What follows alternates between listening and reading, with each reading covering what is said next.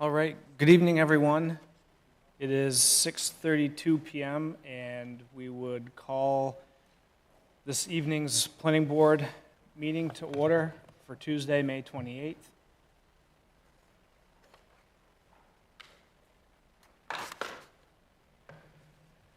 Ladies and gentlemen, esteemed members of the Planning Board and valued community representatives, I welcome you to this evening's assembly of the Saco Planning Board. As chairman, it is my privilege to convene this gathering dedicated to the thoughtful planning and development of our community. Today, we come together with a shared commitment to shaping the future of our city in a manner that reflects our values, respects our heritage, and fulfills the needs of our residents both now and in the future. Our agenda this evening contains important matters, each requiring our careful consideration, expertise, and collaboration. As we engage in our deliberations, let us remember that the profound impact that these decisions will have on the lives of all, keeping in mind we are residents like you. It is our duty to maintain transparency, fairness, and inclusivity in our proceedings, ensuring that the voices of all are heard and respected. Together, we must embrace the responsibilities entrusted to us by our community, working diligently and thoughtfully to chart a course that fosters growth, prosperity, and harmony. With that, I would like to call this meeting of the Saco Planning Board to order. I look forward to a productive discussion and meaningful outcomes that lie ahead. This evening with us, we have myself, Matt Provenzel, the chair, and to my left, Joyce Larry Clark, our vice chair, Jeff Brucho, and to my right, Carrie Lynn Lane, Jim Moyer, and Matt DiCiani. And with us for city staff, we have our planner, Emily Cole Prescott, and Lisa Harmon. And with us as well, Phil Hatch, our city council liaison. Our first item of the agenda this evening is the approval of minutes from the May 14th site walk. Do board members have any comments or edits?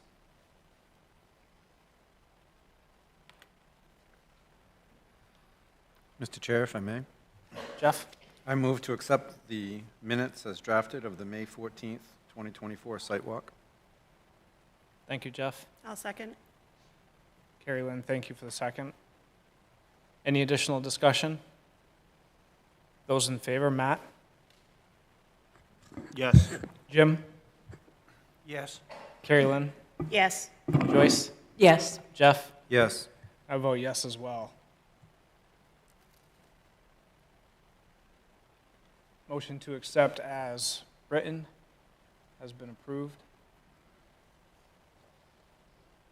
Our next item on the agenda this evening is verification of findings in the decision letter for Cascade Road, map 62, lot 1-5 for Roma Joe's site plan.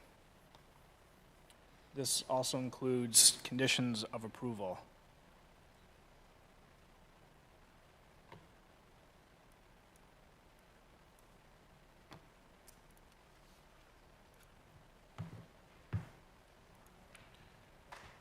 Page 5 through 9 in our packet. Mr. Chair, if I may. Jeff? I move to approve the draft findings for the Pine Tree Holdings application, map 62, lot 1 through 5, as drafted in our packet. Thank you for the motion, Jeff. I'll second. Second by Joyce, thank you. Any additional discussion by board members? Seeing none, those in favor, Matt? Yes. Jim? Yes. Carrie Lynn? Yes. Joyce? Yes. Jeff? Yes. I will vote yes as well. Motion to accept the findings as presented.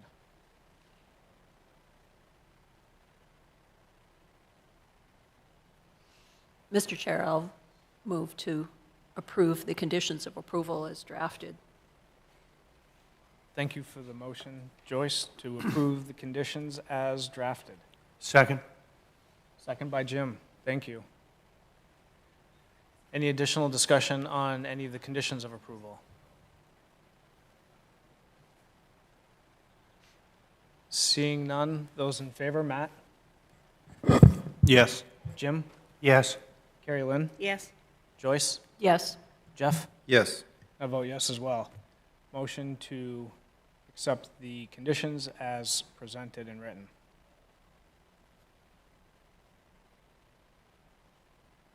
Emily, would you understand that as the letter as well, or would you like us to make a motion on the draft letter? We typically don't do that, but, I think I'm all set, thank you. okay, thank you.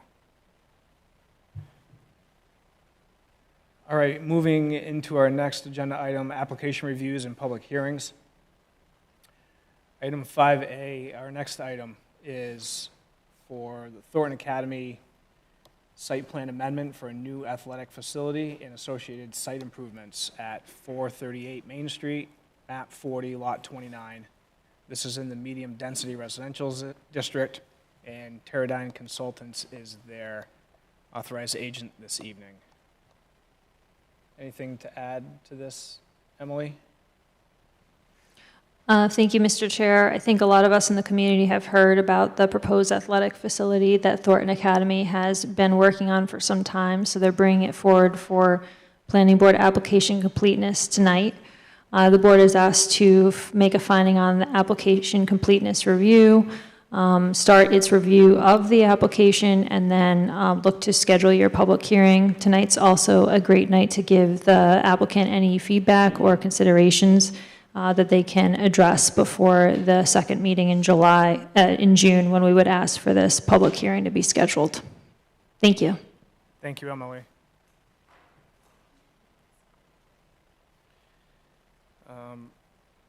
All right, as you heard from Emily, board members, application for completeness this evening, and then we'll schedule a public hearing if we find the application complete. And Emily, is the applicant here? Would they like to give a brief, I don't want to really call it a presentation, but maybe a brief summary of the project here and maybe Sure. Processes to date? Mr. Chairman, members of the board, my name is Tim Mishu. I'm with Teradyne Consultants. I was assisting Thornton Academy on the civil design and permitting for the project.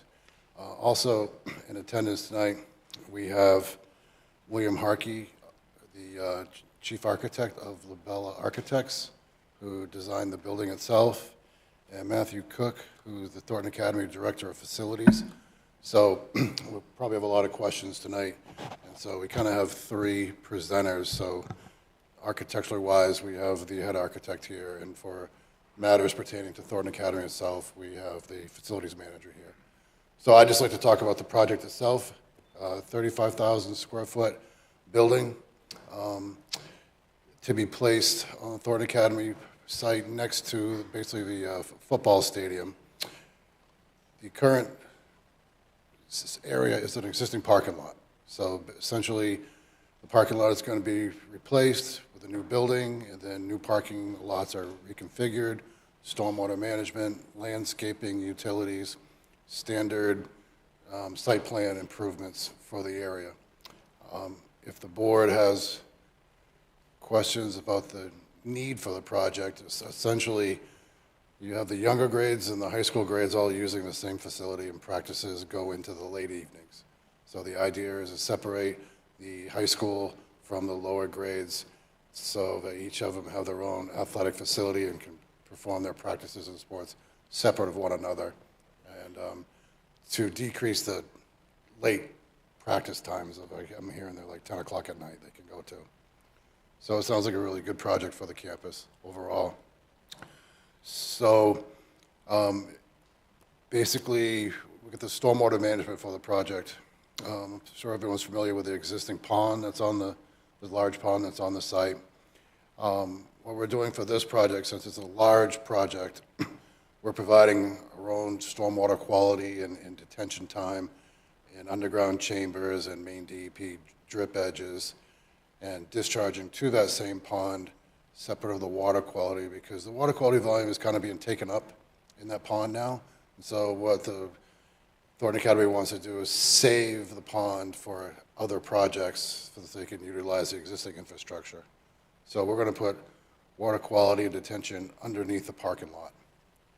front of the building and discharge into that same pond, but the water quality will all be taken care of. So in the future, other projects can still utilize that pond to meet DEP requirements. So we have at this time received comments from the City Public Works Department, city engineer, and we are addressing those comments.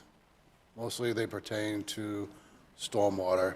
And part of that was that analysis of the existing pond that we've done. And we have reevaluated some of the sewer discharges out to Route 1 and feel like we've got a really sensible project. So overall, this project eliminates 20 parking spaces on campus.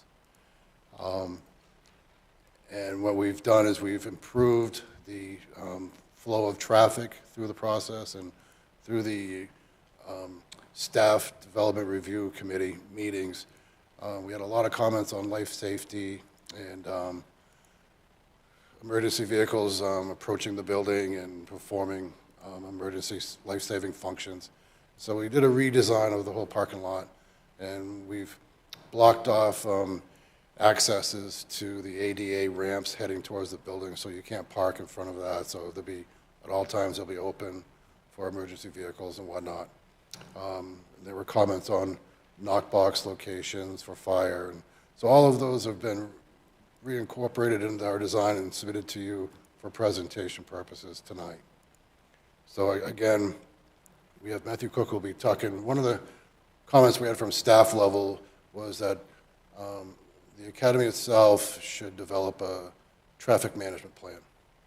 It encompasses the project, this project. It encompasses what goes on at campus during construction, which is anticipated to be a year. But also, it's for overall for the campus, moving forward and just daily operations. So I'm sure there'll be some questions on that, and Matt is prepared tonight to speak to that, and that was submitted, so hopefully everyone's had a chance to review those materials. I think it's been a very beneficial task that was asked of us that will go a long way for the future needs of the campus. And we have gone through the Historic Preservation Commission, the boundary for the project on Route 1 basically bisects the new building. So we did go through that process, and we had our materials reviewed and aesthetics and specific questions that were asked, and we did have those addressed. And so, again, I would just touch on part of the traffic management plan that was really important is to talk about how construction vehicle accesses and security fencing and where students are going to be parking. Particularly, the idea is hopefully to have construction of a lot of the building complete by the time the school year starts. So that would help out the situation a lot. But that will go into the year, and so there has been plans established to address those items. And lastly, the project is in the Goose Fair Brook watershed. And one of the comments we do have from Public Works was to how we're going to address mitigation, Chapter 502 of the main DEP.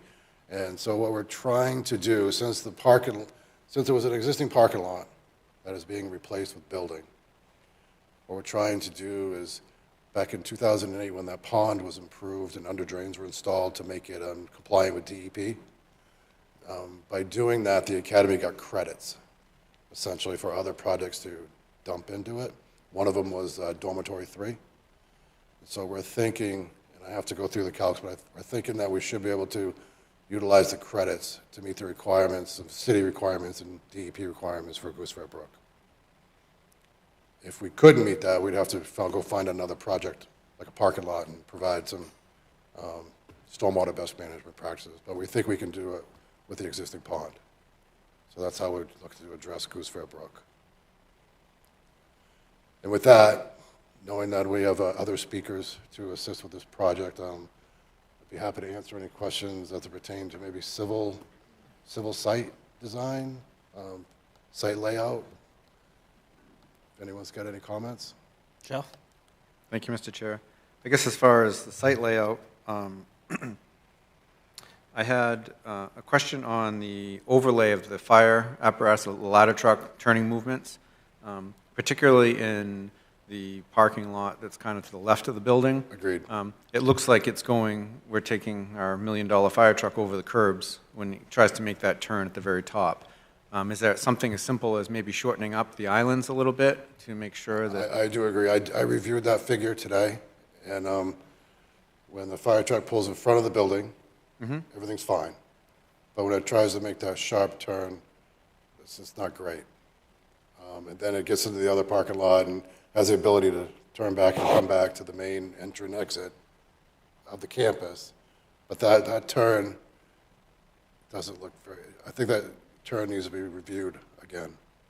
Yeah, I guess that would be one of my concerns, just to make sure. I mean, I know the fire chief's here, and you're going to touch on that, but that would be one of the things that we don't have to worry about that every time. I believe particularly, I believe at this time the fire chief has reviewed the figure, but I do agree that I think we could probably improve it a little bit. And it's a I little- think one of the problems is that we were trying to save so many spaces because it was such a concern with city staff. And then, so essentially Emily was like, well, I think we need a traffic management plan. And then so Matt Cook was really able to dive into what's happening on the campus and started doing surveys of different times of the day, of how many parking spaces are available, and better directing students to different locations instead of everyone just trying to, cram in that one parking lot. And so I think now we probably would have more ability to reduce a couple parking spots to make that turn better. yeah, I don't know if you necessarily have to reduce the spots, but just to make it more efficient. And the overlay looks a little funny because you have the swing of the edge of the truck, but not actually the path of the tires. So, for And me, it was more- there are no curbs there, but it's just painted. But they could be taken with vehicles. And Okay. we would want to make sure that all the turning movements are nice and free.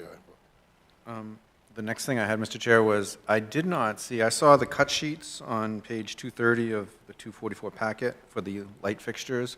I did not see a photometric layout. Was that set in the other set of The plans? civil plans. It was, and is that the tail end? Because I kept cutting out when I I was think it's the looking. last page. So let me try to reload that. I know Lisa did a new piece, so I just want to make sure the photometric plan was included for It completeness. is there. And I believe the Yes. light fixtures were reviewed by the Historic Commission.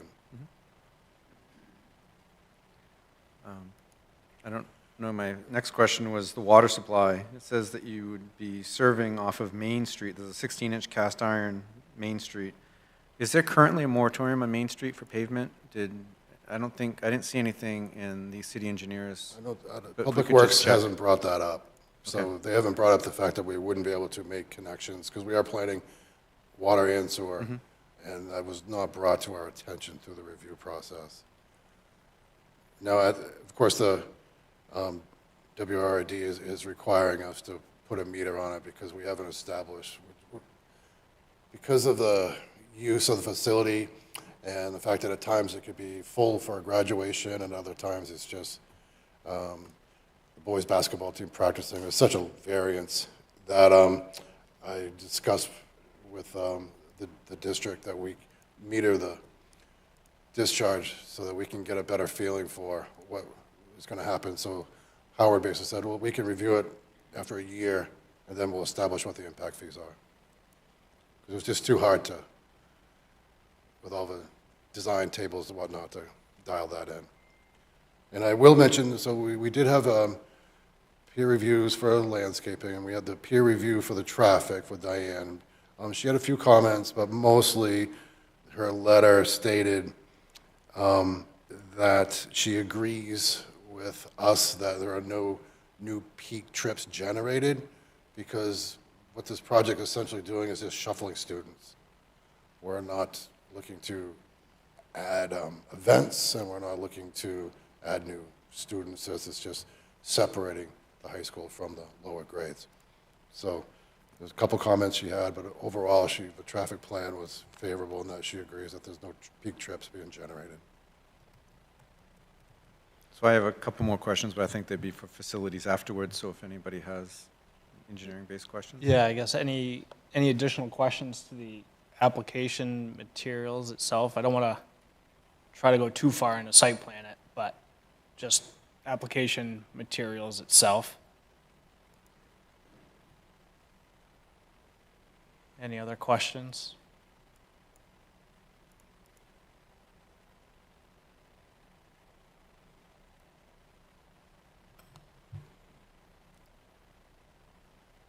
So having said that, we do have the architects here and facilities, so. Yeah, if the board would like to hear from them briefly, I don't have any issues on that. I just want to make sure we're just focusing on the application Absolutely. materials itself and not beginning to site plan it quite yet, but sure. I'll, William Harkey, architect for the Bella Architects, speak. Hi there. Sorry I was late. I had to coach a 7th grade lacrosse game. So I won't go into anything you guys already talked about. I think you mentioned the curbs. That was part of the reason for painting them on, for snow removal and also vehicular traffic. There's also, from a water standpoint, you brought that up, there is actually an existing water line that was put in for the temporary classrooms when COVID came. So that line is still on campus and not being used now. It got capped. But considering your comments, sir, I'm here to answer any questions. Anything you have that we could think about between now and the next meeting would be great. Or if you had any questions for us right now, I'm happy to provide what I can.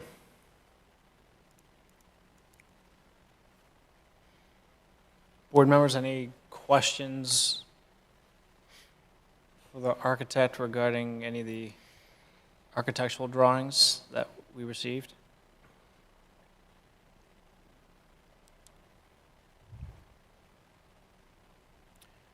I think they're deep into the plans. And Jeff, the civil set, page 6 of 15, is the photometric.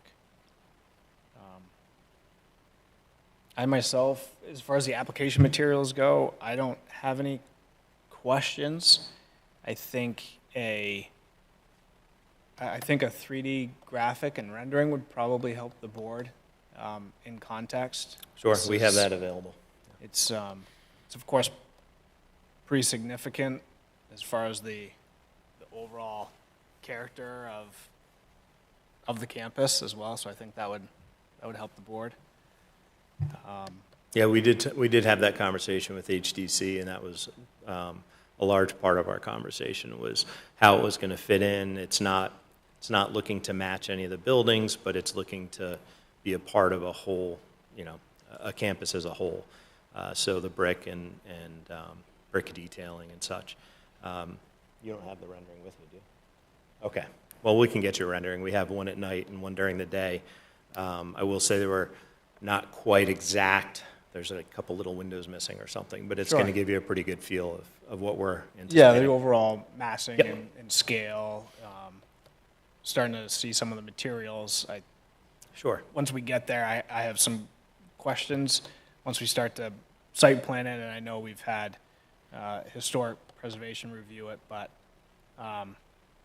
for efficiency and sticking to application materials this evening, I think there's plenty here to review and look at. Would it be helpful for us to send that to you after this meeting so you have it during your review rather than bring it to the next meeting? I think if you send it to Emily and then she Okay. can disperse it as part of her packet Okay. as she would typically. Yep. I guess circling back, board members here, any specific questions to the application materials, anything like that? We just broad scope here. There's a lot of documents here between civil, stormwater, traffic, our typical packet here. But anything specific concern with the materials submitted? Mr. Chair? Jeff? Yeah, I went through in my review. The only thing I was missing was that photometric, and it is there. My mistake. So I move to find the application complete. Thank you, Jeff. Second. Second by Jim. Motion made and seconded to find the application for Thornton Academy's site plan review for a new athletic facility complete. Any additional discussion? Those in favor? Matt? Yes. Jim? Yes. Carrie Lynn? Yes. Joyce? Yes. Jeff? Yes. I vote yes as well.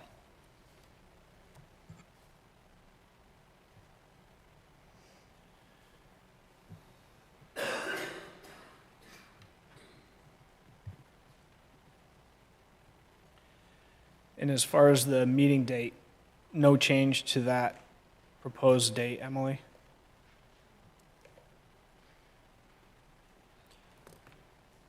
Mr. Chair, I move to schedule a public hearing for June 18th, 2024.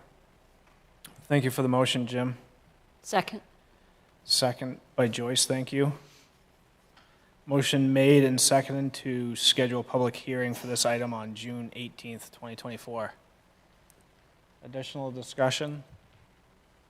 Those in favor, Matt? Yes. Jim? Yes. Carrie Lynn? Yes. Joyce? Yes. Jeff? Yes.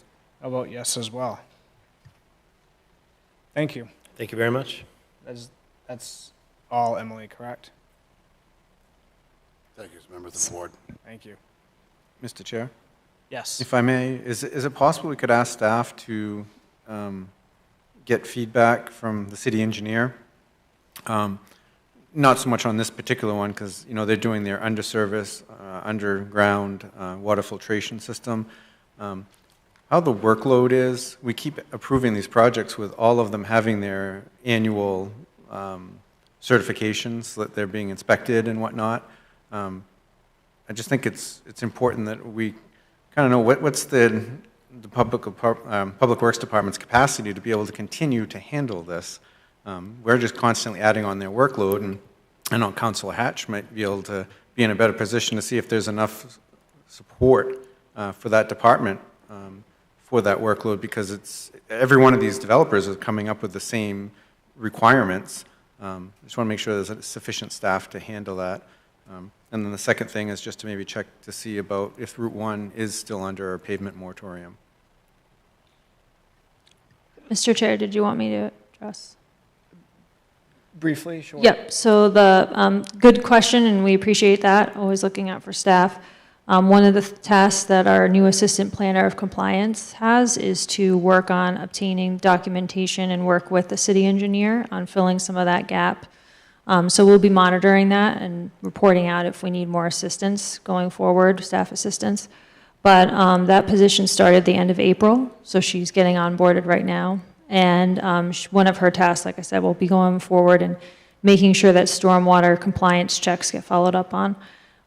When we talk about the private stormwater features on commercial sites or site like this, it's up to the owner of the property to have their engineer go out, check the site, and then submit in the reports to us. So there is the documentation of the reporting and the follow-up on that. Exactly, right, but Yeah. it still takes staff time. Oh, to yeah, it review does. that, so. It does, definitely. So that, one of her items that she was hired to do was to help the city engineer on that. As far as the pavement moratorium, I can check.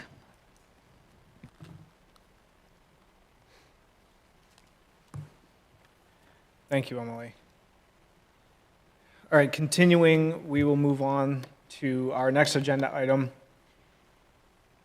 This, Emily, items B and C really run concurrently here. We have Park North Development here with Sebago Technics. We have a subdivision amendment, the 14th, to the Park North and Cascade subdivision to create a new lot, number 27, for the construction of 8 buildings to contain 90 residential housing units on Waterfall Drive.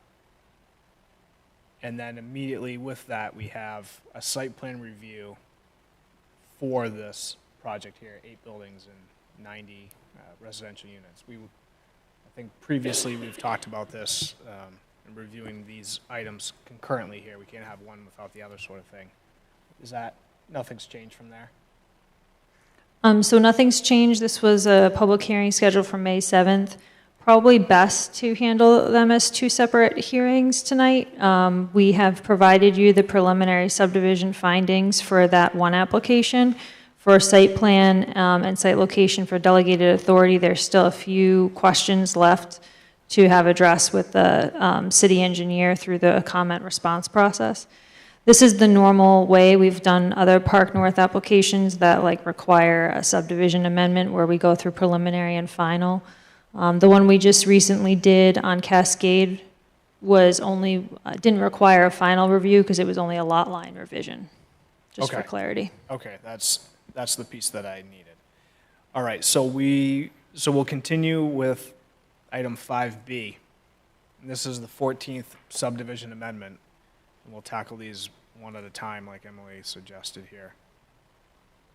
So this is, as Emily mentioned, our May 7th meeting ran quite late, so we were able to work with the applicant and table this to this evening's agenda.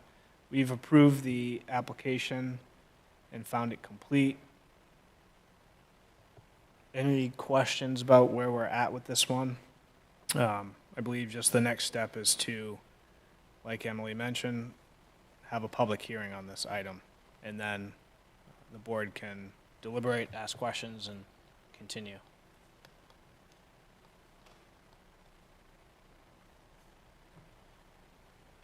Mr. Chair, I move to open the public hearing. Thank you for the motion, Joyce. Second? Second by Jim, thank you. Any additional discussion? Motion to open the public hearing for the 14th subdivision amendment for Park North and Cascade subdivision. Those in favor, Matt? Yes. Jim? Yes. Yes. Carrie Lynn? Yes. Joyce? Yes. Jeff? Yes. I vote yes as well. The public hearing is open for this item.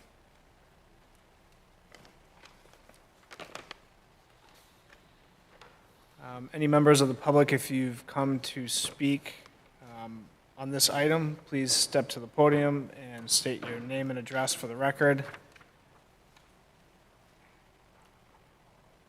We allow 5 minutes for the first comment period, and we can allow 3 minutes for any additional comment if there needs to be.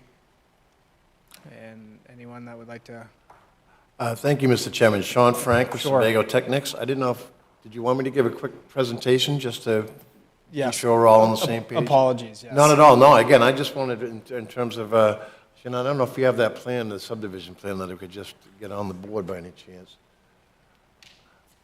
But appreciate it. Again, just from introductions, my name is Sean Frank. I'm a civil engineer with Saco Technics. Here on behalf of the developer, Park North Development LLC. With me is Elliot Chamberlain, as well as an associate of mine, Matt Orr. As you folks discussed, we looked at this in early April with the planning board. The amendment basically is the 14th amended subdivision plan for the development. Thank you very much. And if there's one more sheet that goes with that, I think that shows that just a little bit better. Thank you, perfect. And the whole point of this is basically to create Lot 19, which is off from Route 1, basically right across from the Cascade Apartments, a 72-unit apartment building that was just constructed. It's a 5.75-acre parcel that's within the contract overlay zone, the Portland Road District within this area. Again, the whole point of this, if you will, in accordance with the overall master plan and the original approvals, is to divide off a lot in association with the proposed residential development that this board will be reviewing next. So in terms of the amended subdivision, it's relatively straightforward, in fact, that the intent is to divide off Lot 19, which will allow a common access and utility easement along the property line between that and the existing lot along Route 1 to allow the proposed development we're talking about for residential. So with that, Mr. Chairman, I'd conclude my presentation, but again, certainly be happy to answer any questions that the board or the public may have. Thank you very much. Thank you.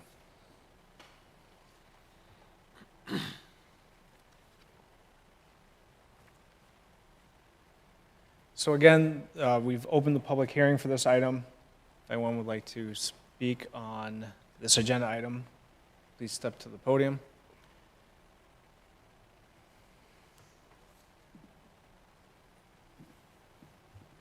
Mr. Chair, seeing no one coming forward, I move to close the public hearing. I'll second. Thank you for the motion and the second. Any additional discussion? Those in favor to close the public hearing for the 14th subdivision amendment for Park North and Cascade subdivision? Those in favor, Matt? Yes. Jim? Yes. Carrie Lynn? Yes. Joyce? Yes. Jeff? Yes. I vote yes as well. The public hearing's closed.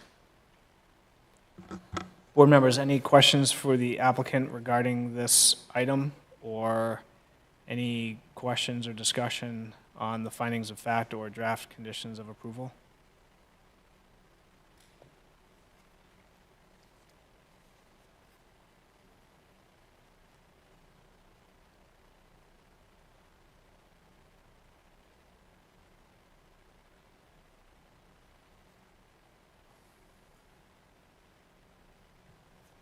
Mr. Chair, I'd like to make a motion to approve the draft findings of fact for MAP 63, Lot 6, preliminary subdivision review and subdivision amendment.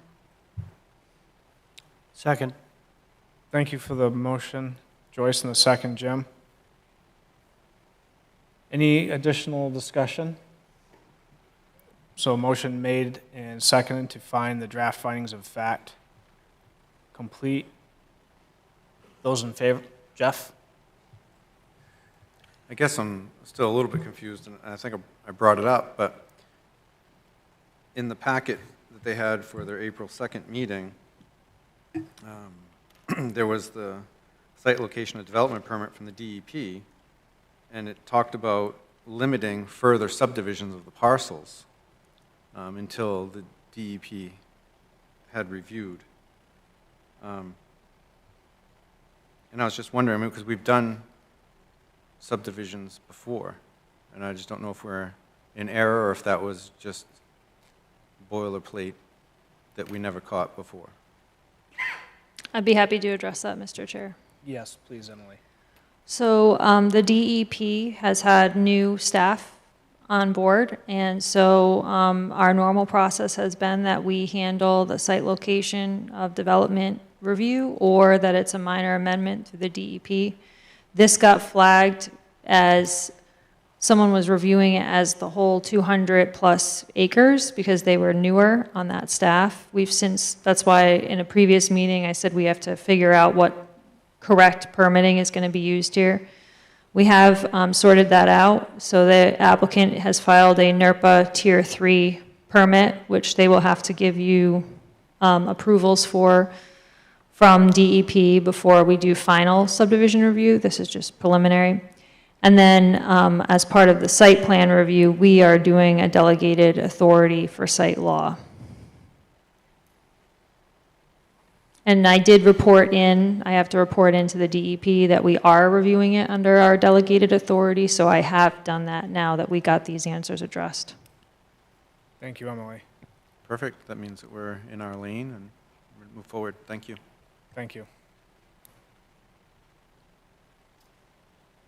So motion made and second to accept the findings of fact as written. And any additional discussion? Those in favor, Matt? Yes. Jim? Yes. Carrie Lynn? Mr. Chair, I believe I abstained on the last vote, so I need to stay consecutive. Thank you. Joyce? Yes. Jeff? Yes. I'll vote yes as well. Thank you very much. Thank you. Mr. Chair, I'll move to accept the conditions of approval. Thank you for for Waterfield Drive, map 63, lot 6. Thank you for the motion, Jim. I'll second. Thank you for the second, Joyce. Motion made and seconded to accept the draft conditions of approval as presented. Any additional discussion? Those in favor? Matt? Yes. Jim? Yes. Carrie Lynn? Abstain. Joyce? Yes. Jeff? Yes. I vote yes as well.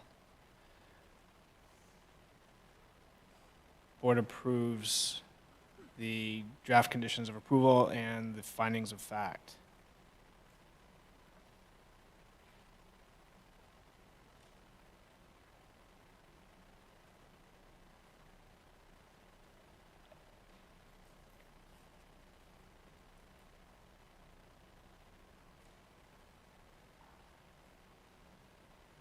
And then one, I believe we need one more motion. Is that correct, Emily? As a whole? Or is, Yes, just to approve everything. thank you.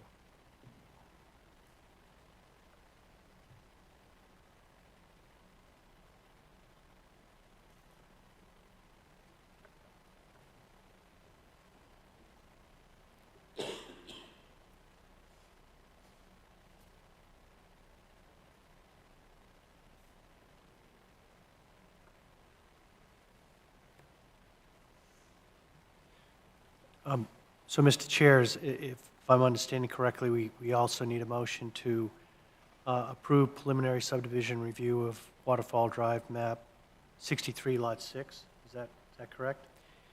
I believe, Emily, can you verify the wording on that? Would this be, So you're just moving to approve the preliminary subdivision review with the draft conditions of approval and the draft findings of fact? Yes. Yeah. So if nothing about an amendment to,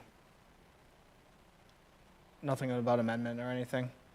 I don't, If you wanted to be specific, you can say preliminary subdivision review for the subdivision amendment, but it'll be captured in the letter and Okay. everything you just went over. all right, so we don't need to be, just want to make sure we don't need to be, or the specificity of the 14th Amendment.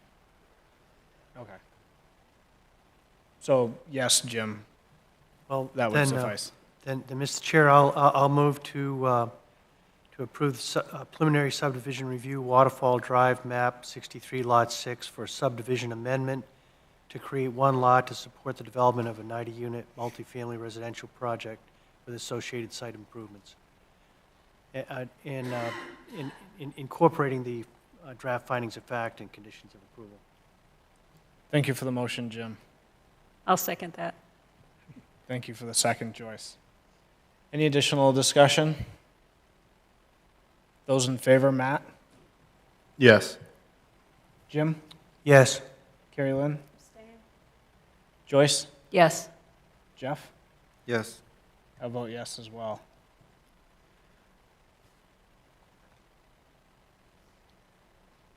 All right, thank you.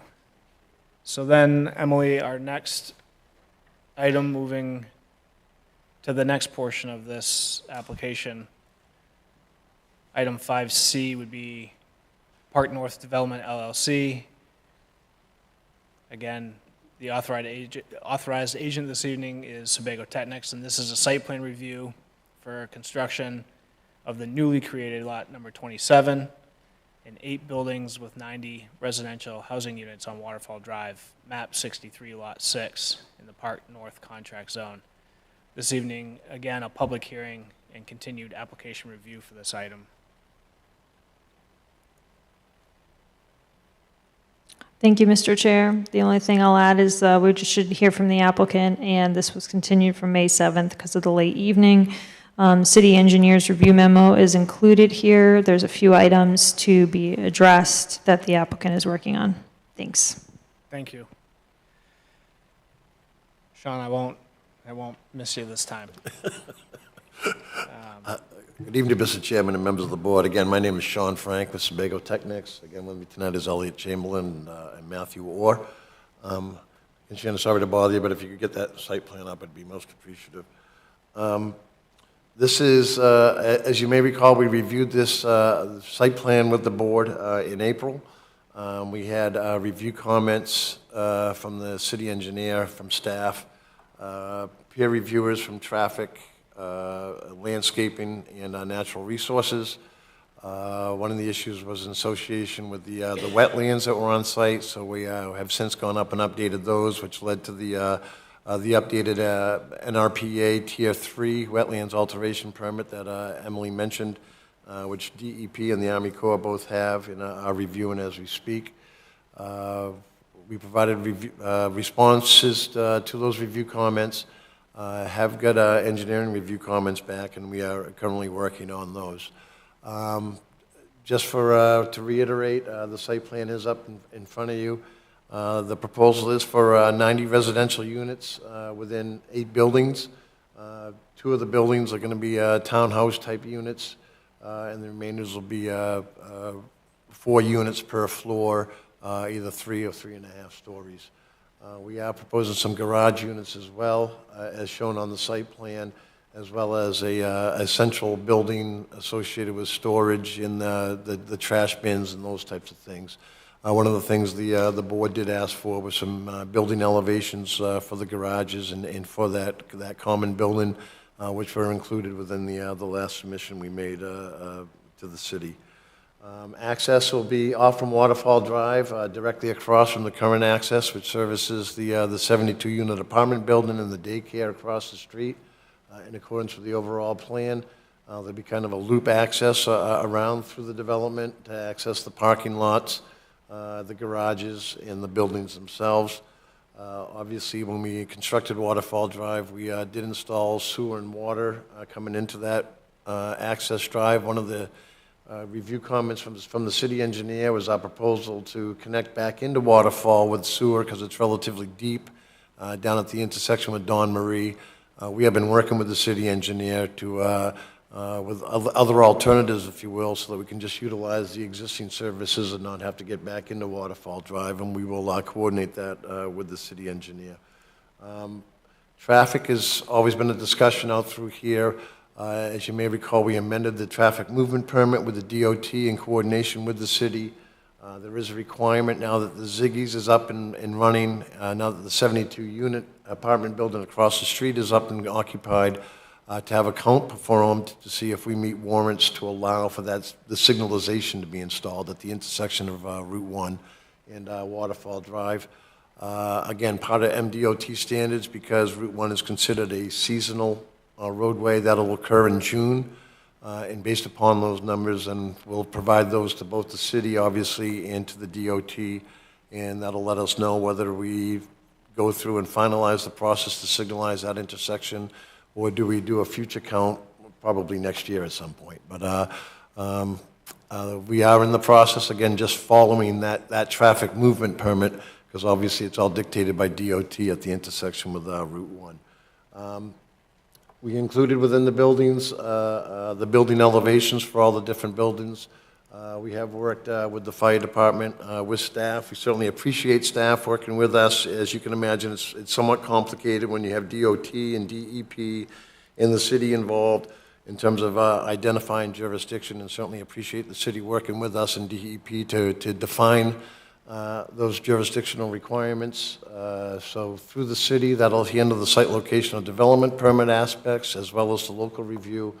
And like I say, the wetland alteration for the 5,000 square feet of wetland impacts is being reviewed by the DEP and the Army Corps. There is an existing wet pond that's right behind this site, which was sized adequately for this development, as well as all the existing development along Waterfall Drive. So basically, from our standpoint, it's relatively straightforward to pick that water up and get it directed into the pond. We have revised the landscaping plan in coordination with the review comments. We do have a photometric plan consisting of light poles and wall packs. We understand that we do have those engineering review comments. We will work with the city engineer to address those. Certainly would appreciate any comments from the planning board and the public this evening, so that we can kind of wrap those up and within our responses to the city staff, and with the intention hopefully to come back and get this finalized with the board at a nearby future meeting. So with that, Mr. Chairman, I would conclude my presentation, but again, be certainly happy to answer any questions the board has. Thank you very much. Thank you. Board members, any questions for the applicant before we continue?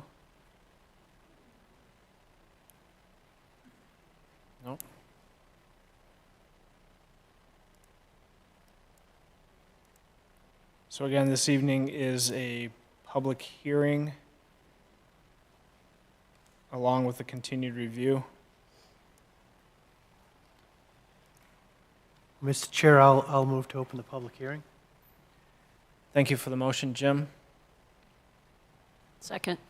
Second by Joyce, thank you. Motion made and seconded to open the public hearing on this item. Those in favor, Matt? Yes. Jim? Yes. Carrie Lynn? Yes. Joyce? Yes. Jeff? Yes. I vote yes as well. The public hearing is open. Again, if anyone is here for this agenda item, please come to the podium and state your name and address for the record and provide any comments you may have.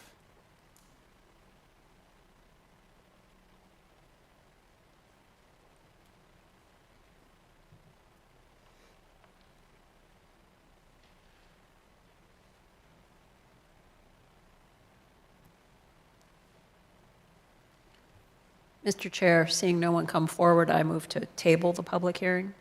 I'll second. Thank you for the motion and second. Any additional discussion on the motion? Are we continuing it to a later date, or are we tabling it? I guess I'm confused on the wording. I can rephrase it. My intention is to continue it to a later date so that we don't trigger the requirement to make a final decision. Okay, thank you for that clarification. So I'll amend my motion accordingly. Mr. Chair, may I ask a quick question? Yes. So just scheduling moving forward, if it's helpful to the board, I can pull up your meeting schedule for June and July. The next meeting is June 4th, so I wasn't sure if you wanted it on next week's or if you wanted it on June 18th. It would probably be helpful just to specify a date in the motion.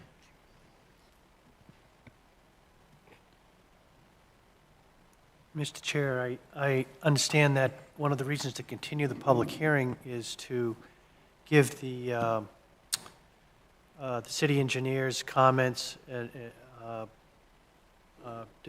give the applicant an opportunity to address the city engineer's comments. And to the planner, do you think they'll be addressed in a week, or do you think we should push it out a few more weeks?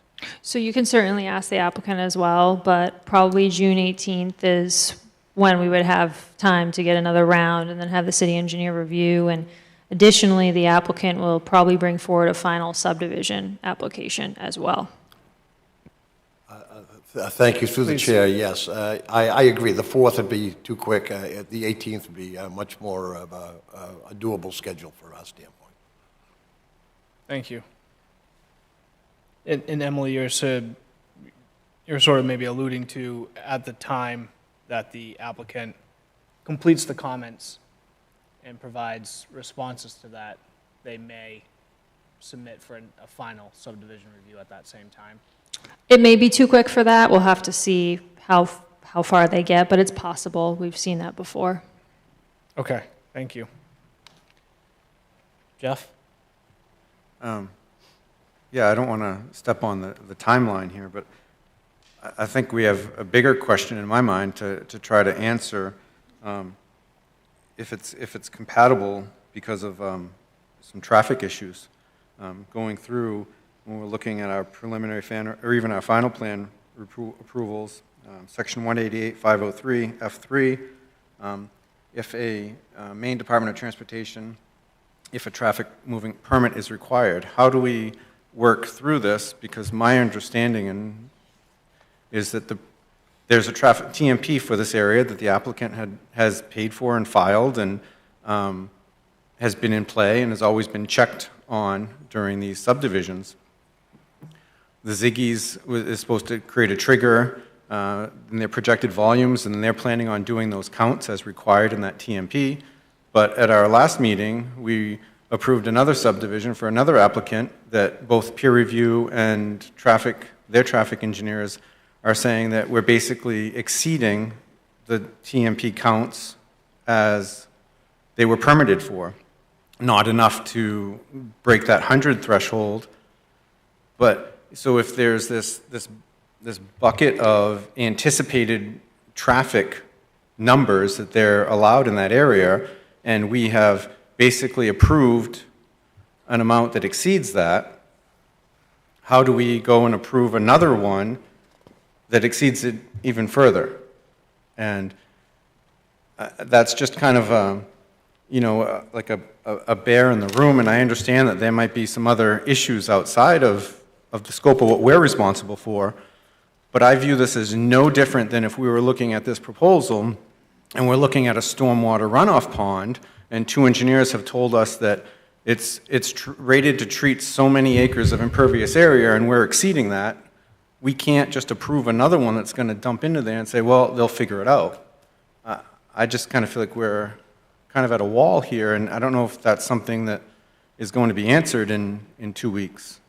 I think as a board, we need to decide where we're going to move, and maybe Emily can tell us from a legal point of view what we should be doing.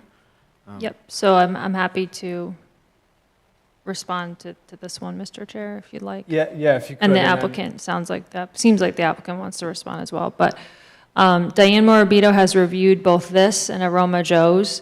So this will be over the TMP trips, but it won't be over 100, which is when you need to get another TMP. This one was included in those counts from Diane, so it would be the next proposal that we would be wanting to make sure that we have all the TMP considerations. I'm happy to ask Diane to come out and speak with the board specifically about this item. We can see if she's available on June 18th, but that is where we're at with this today. And I would have certainly flagged this as a concern if it was outside of the permitted trips, above the 100. Thank you, Emily. Mr. Chamberlain, Yeah, anything to add? two things. We're getting, the counts that are going to be done at the end of June are only to see, have nothing to do with the number of trips in the overall TMP permit. They only have to do with whether there's enough warrants to put in a red light at the top of Waterfall Drive. That's the only reason the counts are being done. I agree with that. That is correct. So that's one issue. The second issue is the overall number of trips that are in a TMP permit. And Emily's correct, when Aroma Joe's came in here, as any application would, you have to count what's already on the planning board's agenda, what's already been submitted to the town. Well, we had already been submitted, so they had to count us as if we were already built, fully built. So when they did their counts, they had to take everything that physically existed, plus this 90 units, plus their project, and see where they ended up, as if it was all built today. That's what put us. So our project tonight is not additional trips over and above the Aroma Joe's project. It's within that realm. And yes, we are technically over the original TMP number of trips and part of that mysterious 100 everybody talks about. We're not over it, but it's getting closer. So Emily's exactly right. If something else in the Park North in that TMP permit on any of those parcels of land was to come before you, separate from the 90 unit, then you'd have to look at those trips to say, okay, is there enough trips still left? Or are we now fully, have we used up 100% of everything available? And can that project, if there was one here, go forward? Thank you. Does that answer your question, Jeff? Does that help? Well, it helps. It's obviously very, very tough because I didn't read Diane's memos to sound like they were including what was in queue for us. So I would feel better before the next meeting. I don't think Diane necessarily needs to show up, but if she could just give a correspondence to the board stating that, yes, the applicant is absolutely correct, that was included, his 90 units was included in the count for Aroma Joe's, and we're not exceeding that, that's their standard operating procedure, then we're all good. We're not approving anything that's outside the scope. I think it didn't seem clear to me that both of her responses seemed like they were a specific review for one application, not looking at the overall picture.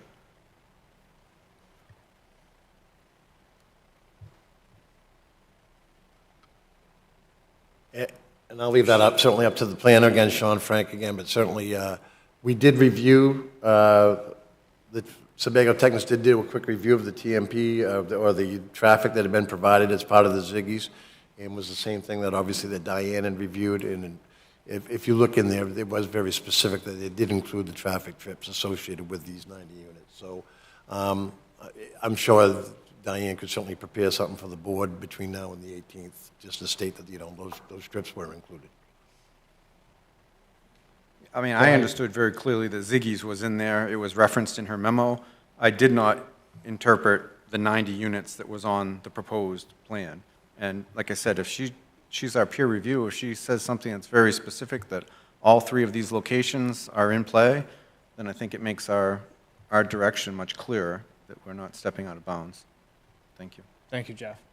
Does that help clarify, Emily, maybe a quick brief memo from Diane, just specifically hitting some of those bullet points? I know it is confusing. There's a lot of stuff happening, but maybe one concise, final, all-inclusive sort of statement that just simply states it for the board might help. Mr. Frank, do you know the schedule of the traffic count end of June? End of June, I believe. There's this very specific date. I think it's June 15th to, and again, it's just because obviously you have a lot of seasonal traffic associated with Route 1 in terms of summer traffic, and, Sure. and they certainly want us to get those numbers, because that's what it always comes down to, is the average, if you will, the trips coming off from Waterfall as it relates to the actual trips along Route 1, and does that percentage work that allows that warrant to be met? So, Sure.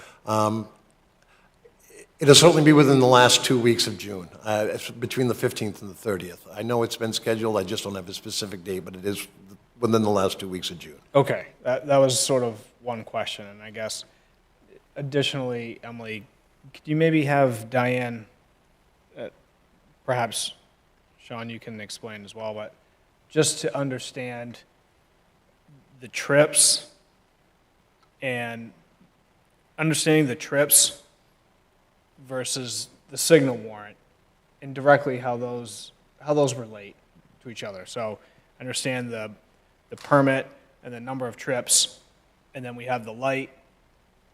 Well, I think that's sometimes where the board, or at least myself, gets confused, is the relationship between the two and what the two are saying. So if for example, the counts are done in June, and it's determined that the light needs to go in, how does that affect the permit with the trips? Does anything change?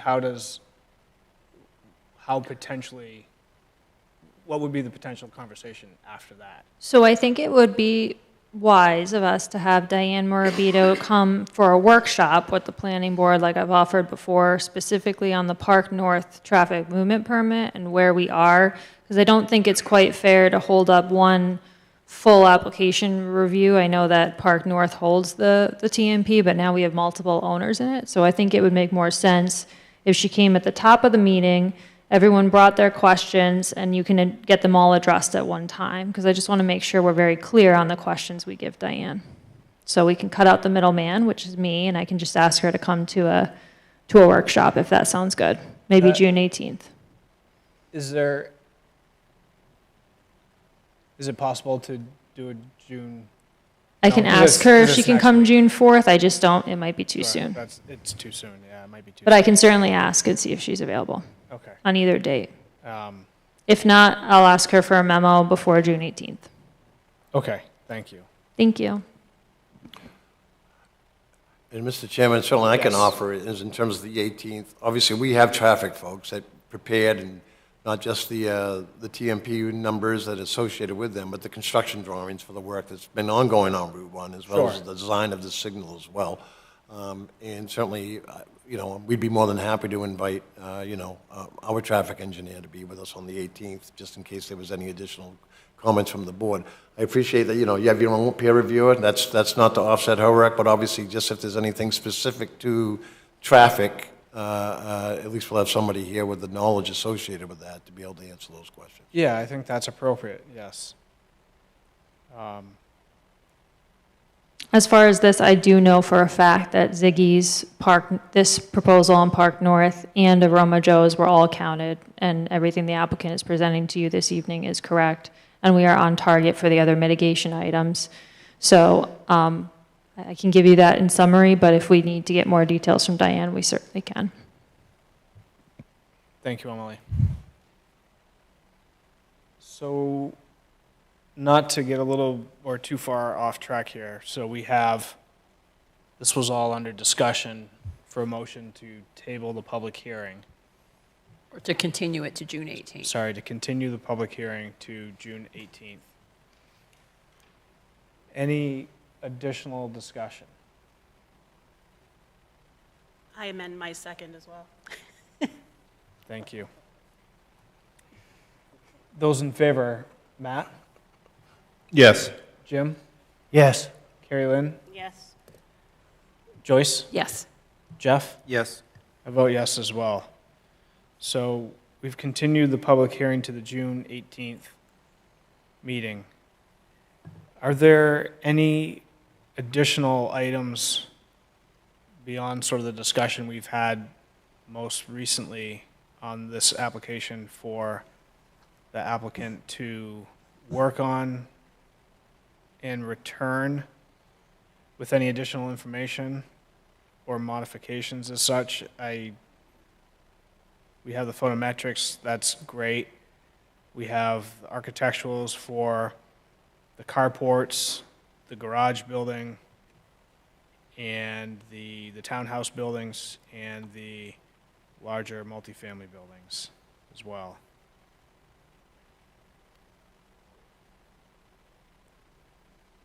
So I believe that, in summary, Sean, that's a big part of the additional information we have seen. Exactly, Mr. Chairman. today. Again, and we did respond to all the comments we had at that point in time, which obviously did lead to the latest city engineer's review comments. We're down to 3 pages, so I think we're making good progress, and certainly appreciate Joe's comments. And like I say, we are preparing the response to those and should have those to him here within the next few days, hopefully.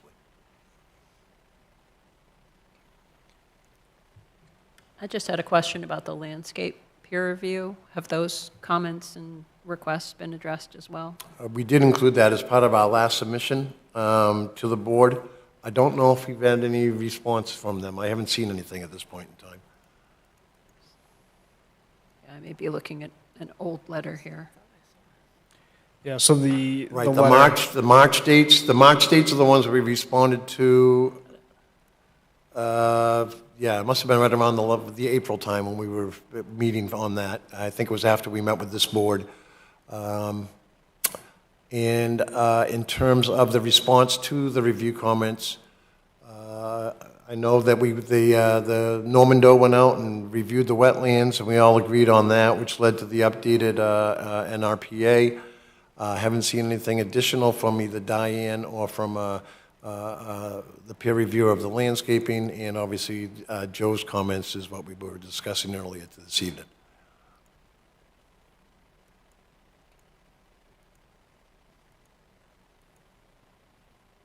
Jeff? Mr. Chair, thank you. I was hoping maybe we'd get some more details. The city engineer's comments about the fall protection for a lot of the retaining walls on site. If we could have some sort of a visual of what type of railing or fencing you're planning on installing for the safety of children that might be in the area.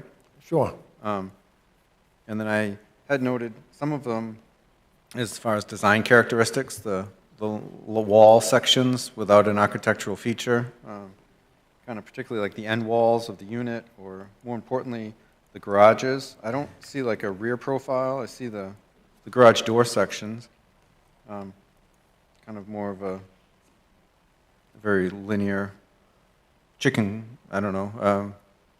It's a garage, but I mean, there's not much variation in appearance there.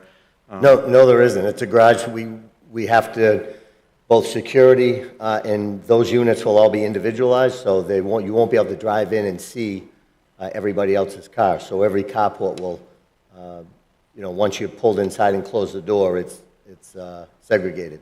So we didn't do windows on purpose for security reasons. But as far as our design standards, like the back side of that, the opposing, is that just a solid wall that's, Yeah, it's a shorter wall. That's the reason why you see the roof. It's more of a salt box style where it's very short on the front. It drops low in the back. So that wall is probably only about 5.5, 6 feet tall. sure, but it's 125 feet long, right? Yes. And there's no sorts of changes in siding or texture or anything on the 125-foot section? Not currently, no. Okay. And the two townhouses that have no windows on the ends, that was done on purpose. We did the exact same building on Elijah James, none of the townhouses. So when they get close to each other, both for privacy and for fire reasons, you don't have windows close to another unit. No, absolutely, but architectural features could just be a change in texture, could be a change in siding material, could be a visual break of some sort. I guess it was just it's one of the standards that we're reviewing, and just wondering if you had given thought to that. No, we have not. We're about 600 feet off of Route 1. You would see the back of the garage from Waterfall Drive, but you wouldn't see it from Route 1 whatsoever. Not only are you 600, 700 feet off, you've probably got about a 25-foot drop in elevation.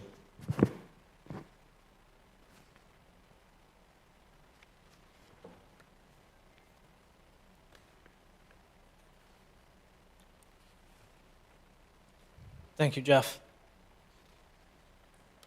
Any other questions from board members?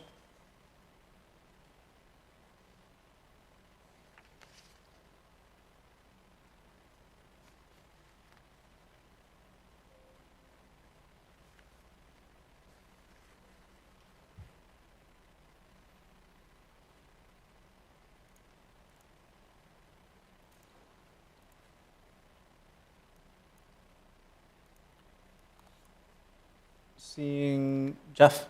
Just, since I picked up on the other one too, and I didn't notice it, the turning movements for the fire apparatus in the parking lot,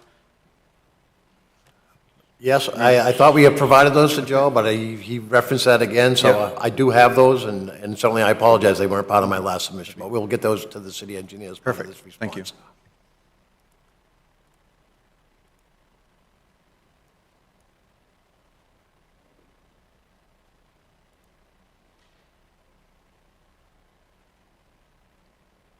Seeing no additional questions or comments or concerns from board members, perhaps a motion to continue application review to this item to June 18th is in order.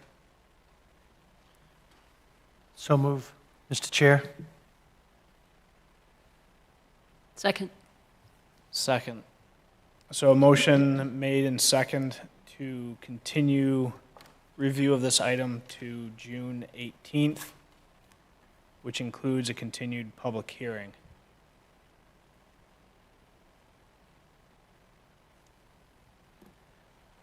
Any additional discussion?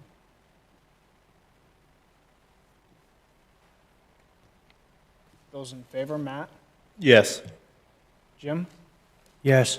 Carrie Lynn? Yes. Joyce? Yes. Jeff? yes. I vote yes as well. Thank you, Mr. Chairman, we'll see you on the 18th. Thank you, sir.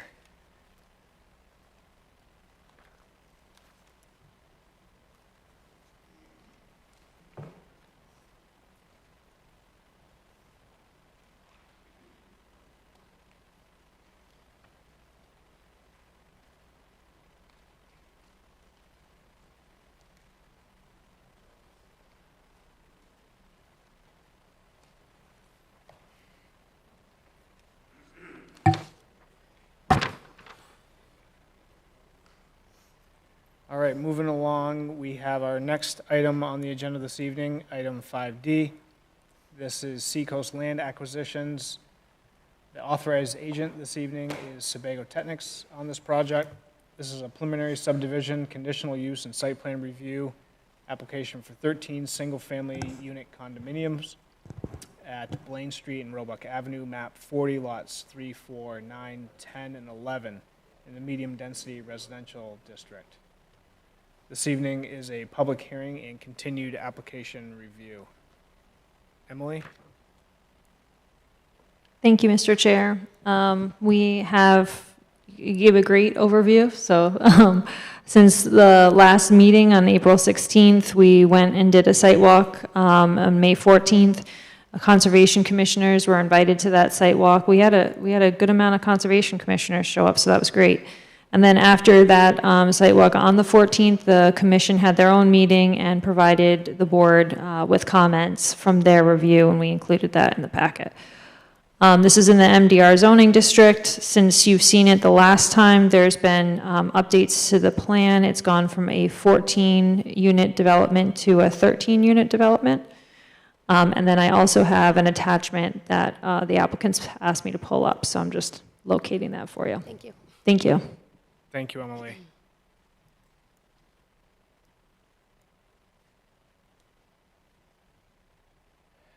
Good evening. Go ahead. Good evening. My name is Kendra Ramsell, civil engineer with Sebago Technics. Nice to see you all again. As Emily mentioned, the last time we saw each other was at the site walk, which I think went pretty well. And then we had a follow-up meeting with the Conservation Commission, who has since provided comments. They seem to be mostly in favor of the project. 2 comments were made that they really liked the porous pavement that we're proposing, and they'd also like to see native plantings proposed. We have proposed all native plantings, except we were offering an option between arborvitae and Serbian spruce at the entrance to the roadway. So we, with the final plan submission, will change that to arborvitae. The Serbian spruce will not be proposed any longer. I can do a general overview of the plan now that it's up, just to give the public a little bit of an explanation. Yes, please. All right, so we are located at the end of Roebuck Ave. From the end of Roebuck, you will be taking a right onto Blaine Street, which is a paper street, to enter the project area. We have reduced the number of units, as Emily stated, from 14 units to 13. These are just under 900 square foot single-family, single-unit condominiums. They're roughly 12 feet apart. Each one is 2 stories and includes one single carport, so parking for 1 car within the footprint. And then we've also proposed 2 parking spaces within the driveway for each unit. The required parking in the zone for this use is 2 spaces per unit. We've exceeded that by providing 3 spaces per unit.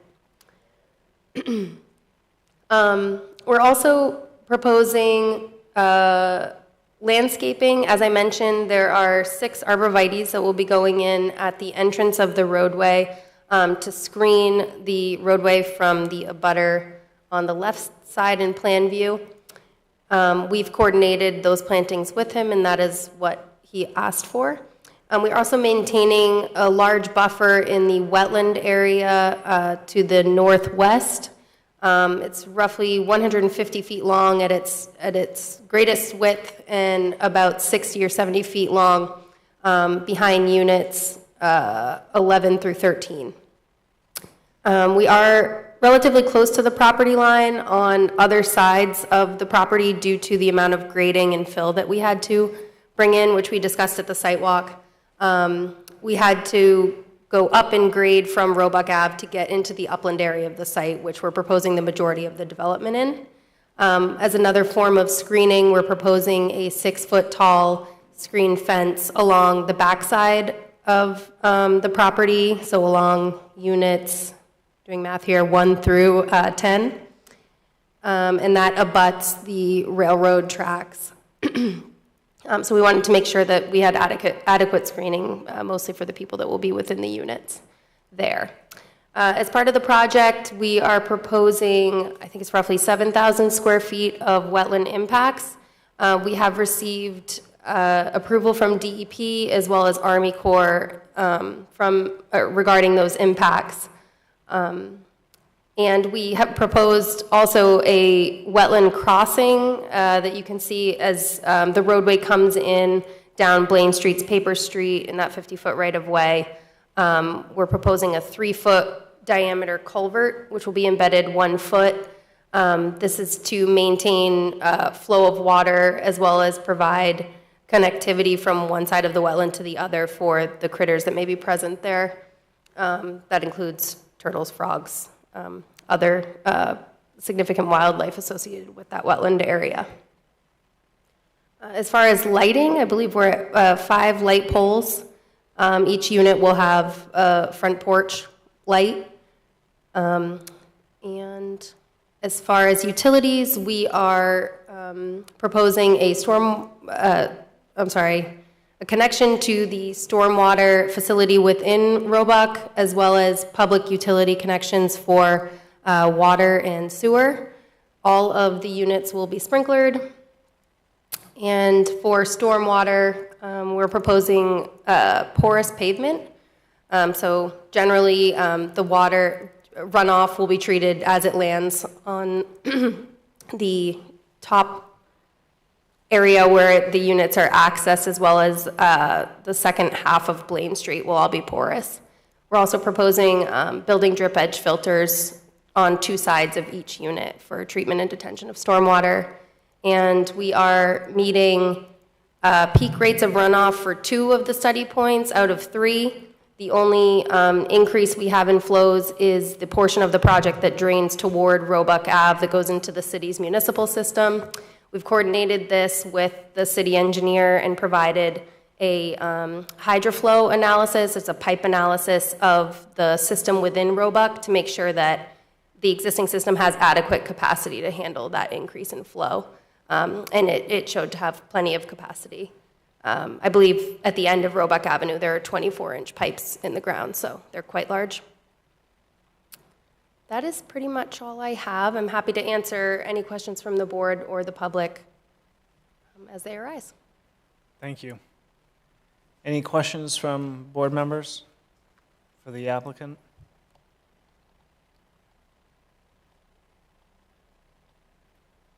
Thank you.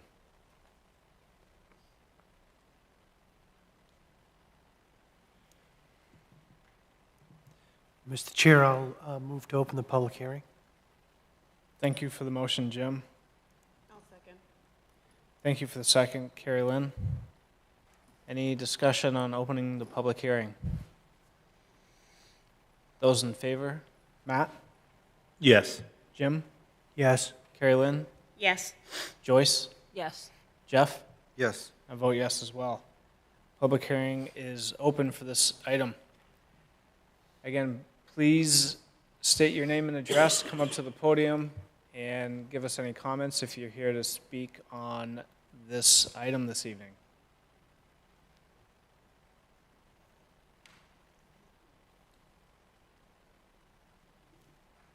Hello, my name is Lori Sivanen. I live at 6 Secocas Circle in Saco. I have a couple questions or concerns about the proposal. One is, it's a very active wetland. I'm wondering about the herbicides, pesticides, or the salt runoff that would come. We hear incredible amount of frogs and have seen turtles, and there's it's a very, very vibrant wetland, and I would hate to see that destroyed.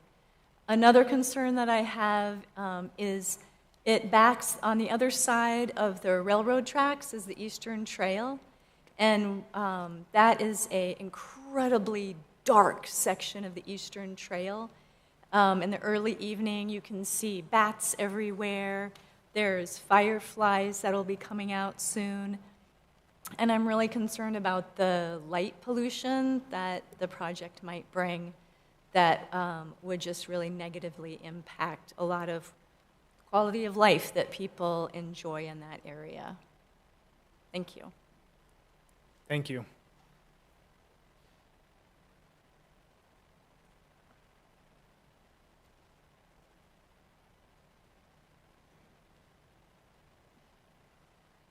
My name is Ben Parker.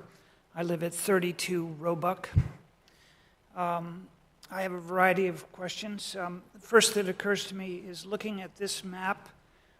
Is there a line of trees that stands between the fence and the railroad tracks that will potentially protect the Eastern Trail from the site of the development? Can somebody explain? Am I allowed to ask interactive questions, or? We will compile all of your questions and all of the questions from all public members, and then we'll address all those questions and comments all at once. So this picture, as I see it now, appears to have a line of trees, and I'm wondering if that line of trees is between the development and the railroad track, because I would prefer that from an aesthetic point of view if there were a line of trees left. There was a comment made that the flow towards the drainage ditch on the railroad will be the same after the development as it was before. And I'm wondering if that comment is in connection with the integrated amount of flow or whether it addresses the peak flow, because I would expect the peak flow to be dramatically changed by the presence of rapid runoff from a road system compared to runoff from an ecological system where the rain is delayed. Often in developments, the result of introducing roads leads to a much higher maximum runoff, and that can cause flooding. For instance, there is a 1.5-foot culvert under the train tracks that already clogs during heavy rains, and if it were to clog after the development, it actually might flood the tracks and create additional water damage, which is apparent on the tracks already. The ties are all rotted out from water damage. So I wondered if the train company is fully aware of the impact that the development may have on their property. I have to consult my notes. I have 5 minutes, is that correct? Yes, sir. Okay. Does anybody know how much time I have? There's a timer right there. Okay, good. Thank you.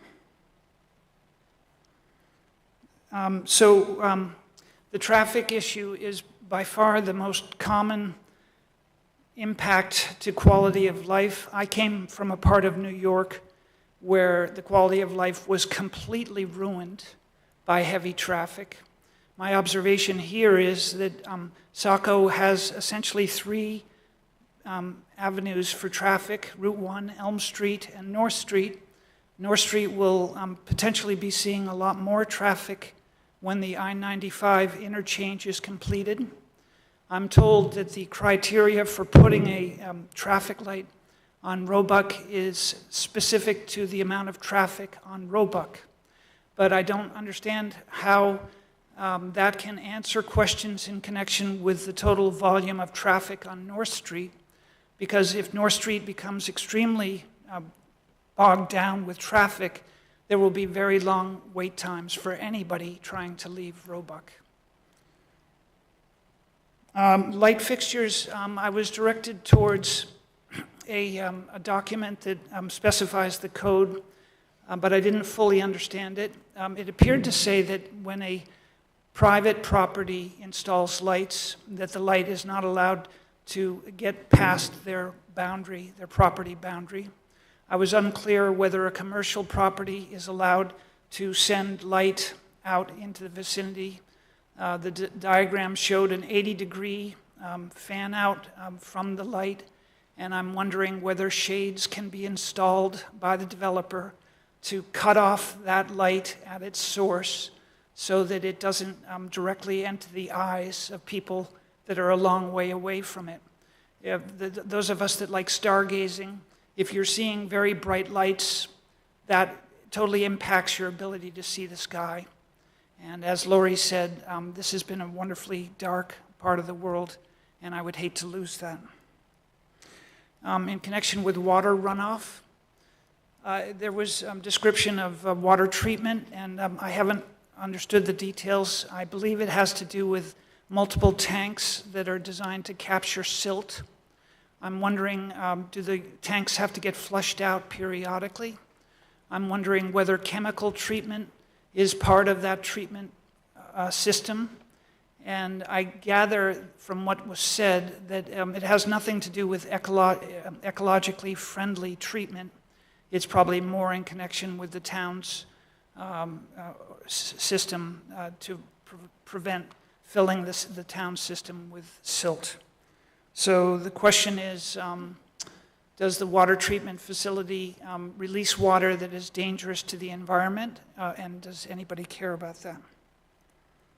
And finally, I would like to say that the document on the storm runoff calculation is a very long document, and I intended to review that, but haven't done so yet. I was wondering if additional time could be provided for me to understand exactly the way that calculation works, and whether we could delay the vote on the project this evening. Thank you very much. Thank you.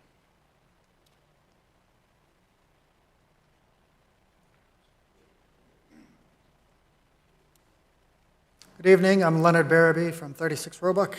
Appreciate what's already been shared. And I don't know. I know a lot of these things that have already been said, and the letter from, or the email from Burlette Stevens, another one of our neighbors.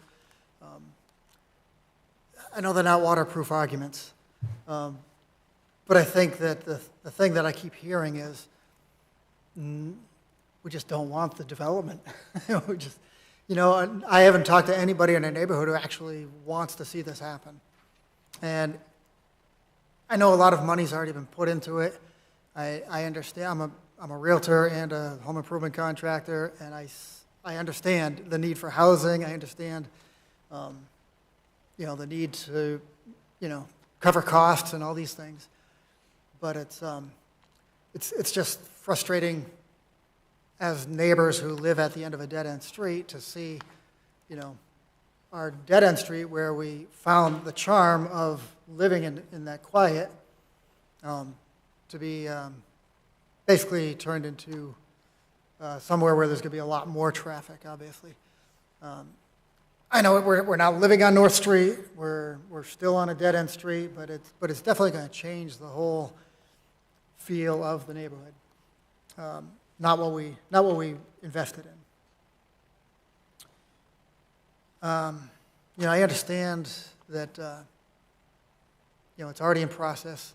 I understand that, you know, there's only so much we can do, and you know, and I wish more neighbors had shown up. A lot of people are just kind of you know, resigned to the fact that there's nothing they can do to change it.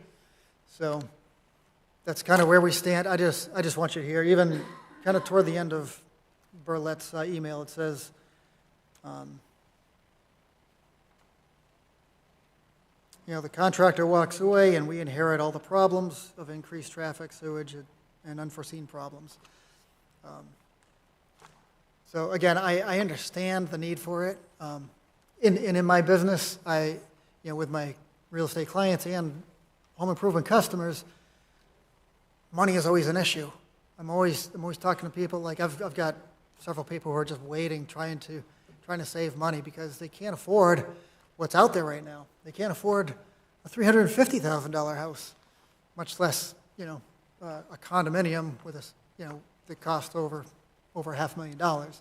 I know that there are people who can, and I know people will move in, but, you know, I feel frustrated that I can't help, you know, my clients find a place that's affordable. So that's that for now. Thanks. Thank you.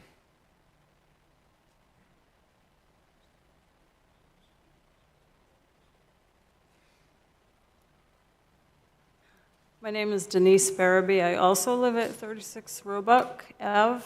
I don't have much to say. I think my greatest concern kind of goes along with what Lori shared about the environmental effects this will have on wildlife and things that we do here all the time. There are a lot of creatures around in those woods. When developments happen, you're uprooting their homes, you're uprooting a lot of the ecosystem. Doesn't matter what you're going to replace it with, you are disrupting the system. It's heartbreaking. It's sad. What can we do but express how we feel about it? And I guess that's all I want to say. And just the cost of the condominiums is also upsetting. As my husband is a realtor, and we have dear friends that cannot afford to buy these homes. It's just kind of happening everywhere, and it's sad that this is being proposed to be on our little street of pretty middle-class people that live there that can't afford much than what we have.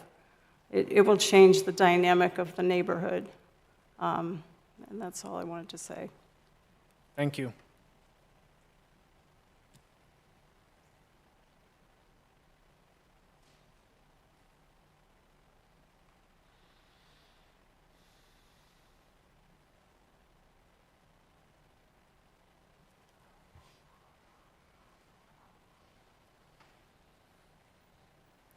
Mr. Chair, seeing no more participation from the public, I move to close the public hearing. Thank you for the motion, Jeff. Second. Second by Jim. Motion made and second to close the public hearing. Those in favor, Matt? Yes.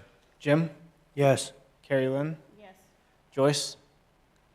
No, I'd like to hear some responses from the developer first and possibly give members of the public opportunity to give a little feedback after that. That's a long no. Jeff?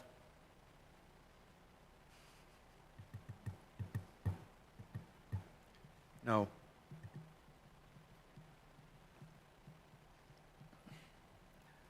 I would vote no as well.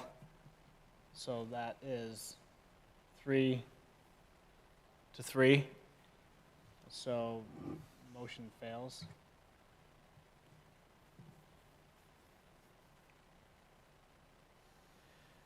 So the public hearing at this moment is still open.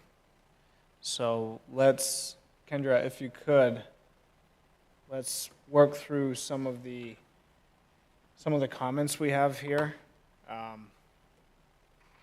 Some of my notes here are no specific order, but maybe discuss some of the wetlands and how those are being impacted and how the portion of wetlands that are staying. Light pollution, buffer at the Eastern Trail. We have traffic questions, some water quality questions, some calcs on stormwater, which there are a lot. Lighting, cutoffs. I know we have the photometrics here, but I think those are the main questions I had. I kept a list as we were going great. through, so I can hit on some of these generally, kind of summarize. Sure. I'll start with the wetland impacts. So I think in order to understand the wetland impacts, you have to understand the grading and the way that the site has to drain. We are required to treat and detain 95% of impervious areas for this project. We are meeting that standard by proposing the porous pavement as well as the building drip edge filter. So I'll just explain a little bit more about those systems. The porous pavement itself is, when water lands on porous pavement, it goes through the pavement on top, and then it goes through a sand filter layer below that removes 80% of the pollutants from the stormwater. That includes hydrocarbons from oil, gas, etc., up to 80% removal of those things. They're not perfect, but it is a pretty advanced stormwater treatment system that we're proposing. Some of the best removal of pollutants that's available. Excuse me, I'm getting over a cold. So. And then as far as the building drip edge filters, on the left and right sides of every unit, those building drip edge filters are meant to treat the roof area. Those will be asphalt shingles, so we're picking up the stormwater from those. those systems are stone on the top, and they have that same sand filter treatment system. It's 2.5 to 3 feet deep, and then as in addition to the road and porous pavement, the building drip edge filters are all underdrained. So water runs through them, it's treated by the sand filter, and then it's collected in an underdrain system where it is, we outlet it to different study points that have been identified on the site. That analysis is done in the existing condition where we compare the forested area in the existing condition and how much runoff was coming out of that area at each study point. And then we compare that to the proposed condition to account for all that impervious and landscaped area that's been added. So that's what I mentioned previously, where we're meeting on the two different wetland sides. So there's a study point on the left that drains to the railroad culvert that was mentioned by one of the abutters. And then there's a study point on the right which drains to the wetlands that go to Goose Fair Brook.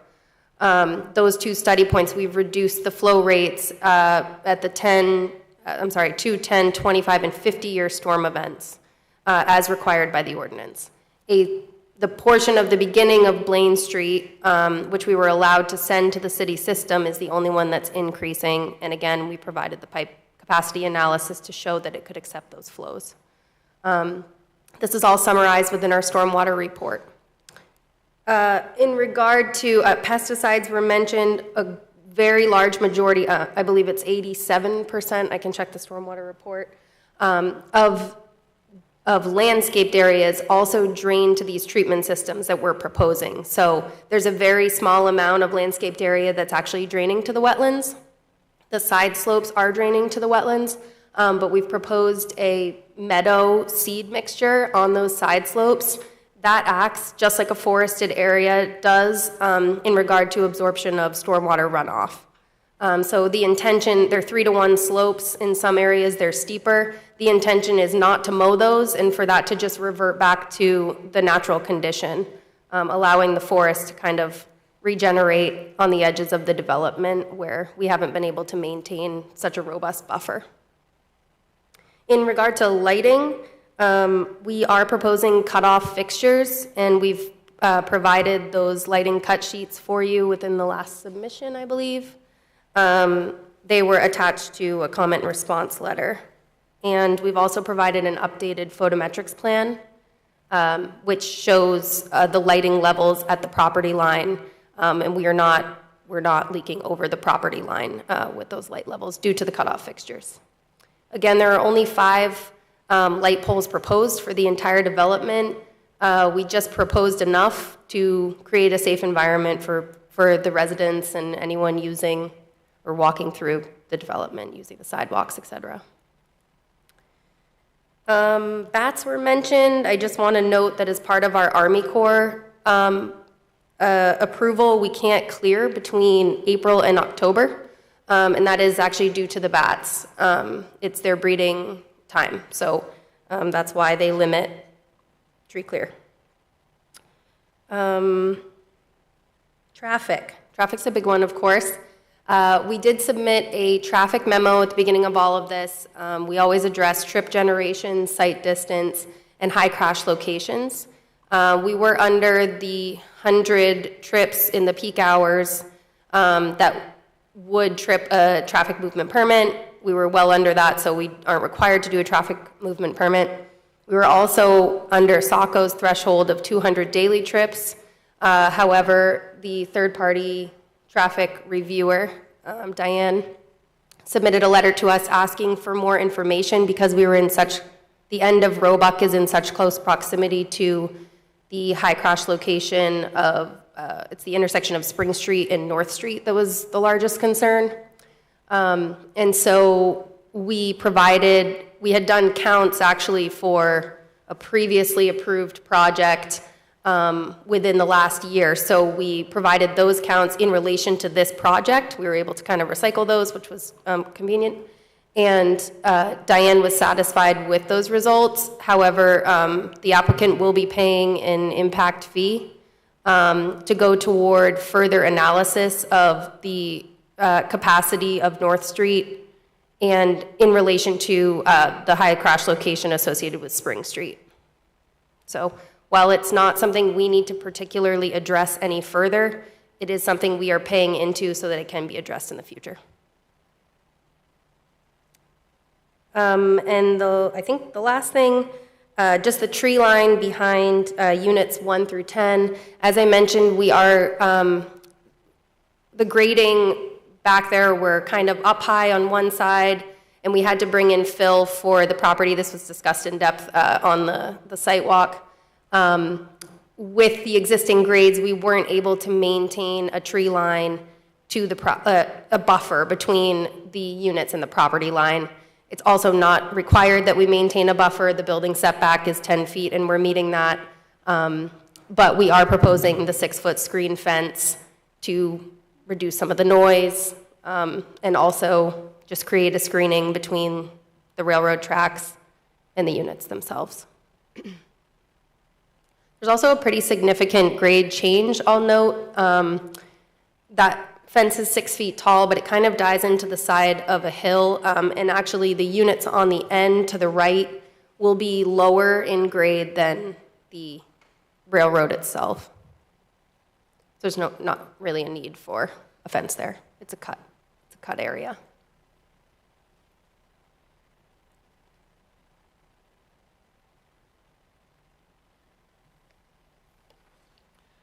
Thank you. And Jeff?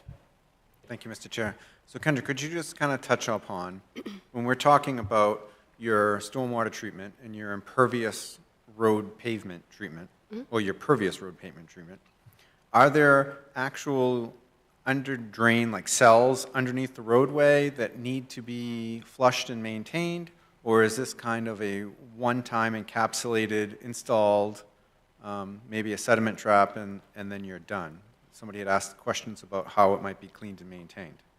Yes. Well, this is not just a treatment system that traps sediment. It does that. It filters sediment as well as other pollutants.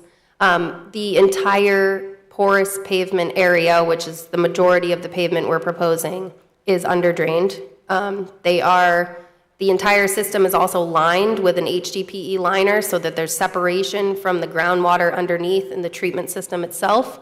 The underdrains are within the inside of that liner, and they're perforated, so the water is meant to drain into the underdrains. There are cleanouts, we call them, on either side, either end, and in corners and different bends that we propose. This is all shown on the utility plan, where, yes, the underdrains can be flushed out from one end or the other.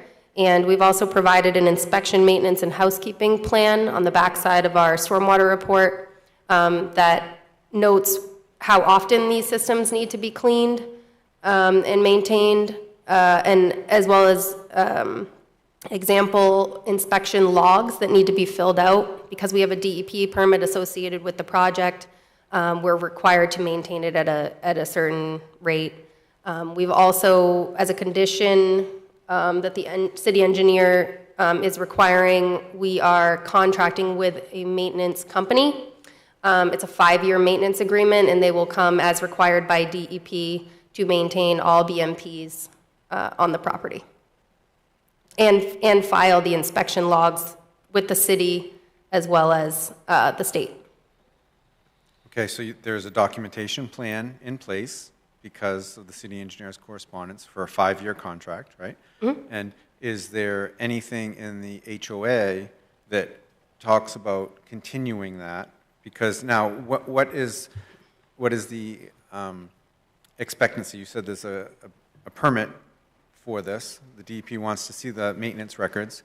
Is that for perpetuity that we're looking out, or is it to the end of the 5 years? So would the HOA be responsible for filing these reports? Yes. For the entire existence? The reports need to be filed in perpetuity. The maintenance contract we're required to get so that the city has covered this standard is 5 years. That's pretty typical, and things change in 5 years. So this may have to be revisited between the HOA and the maintenance company. So I guess the final question just...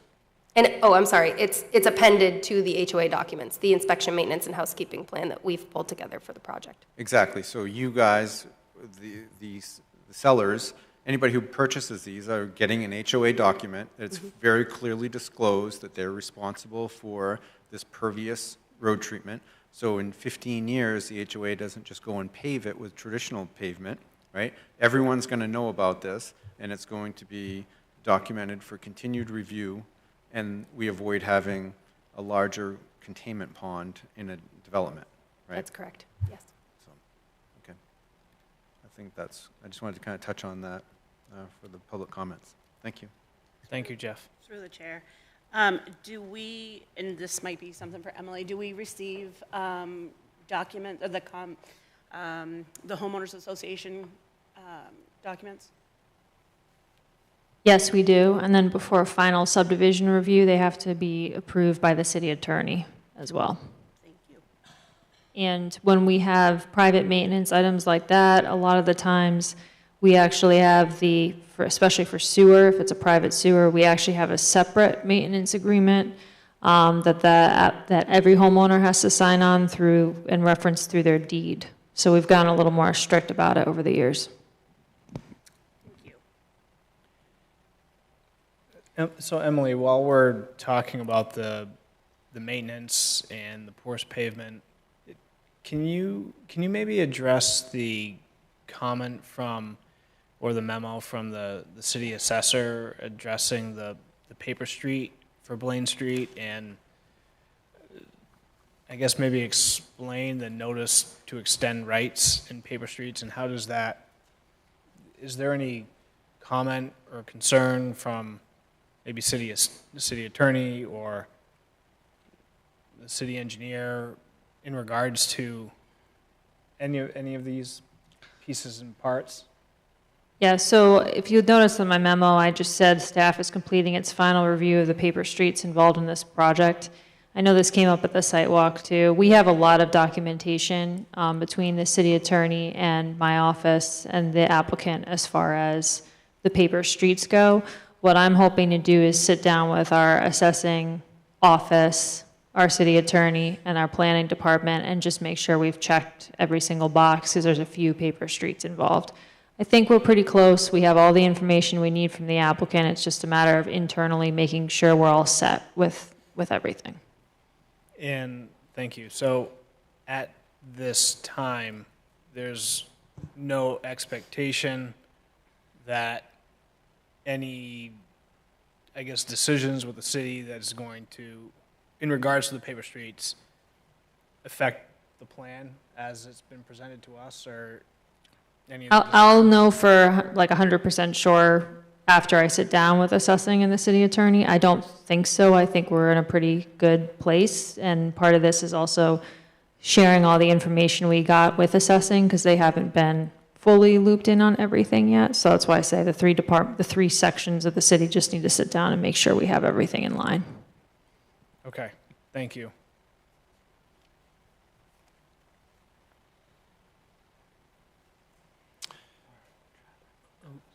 Mr. Chair? Yes.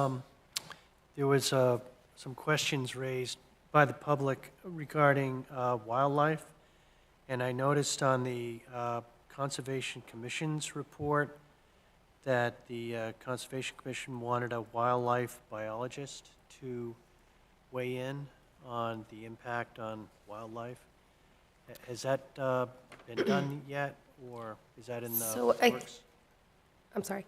I think that that was criteria that the Conservation District was supposed to be reviewing. We did discuss it at the meeting, and they didn't have any specific comments on that. But as part of our permitting through the city of Saco, as well as Army Corps and the DEP, we had to reach out to IF&W and get a review of the project.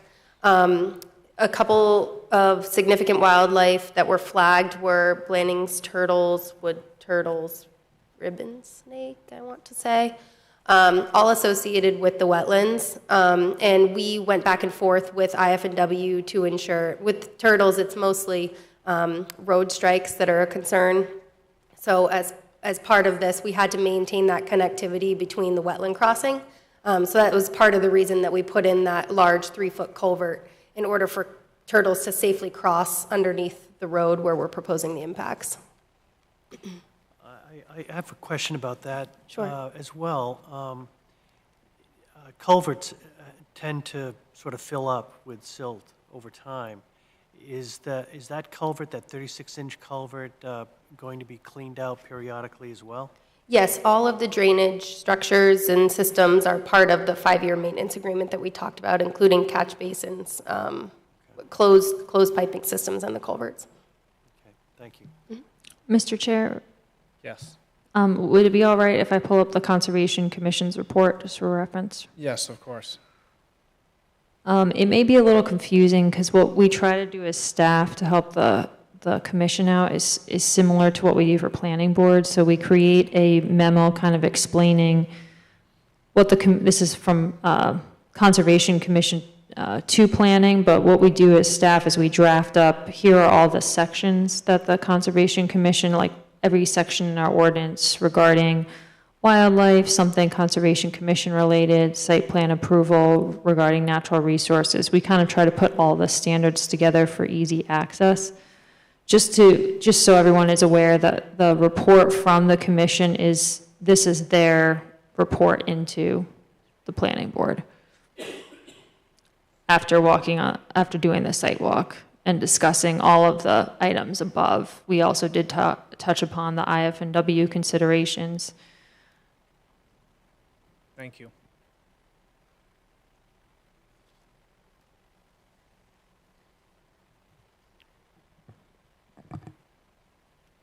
Any other questions from board members for the applicant on anything in general and anything discussed here?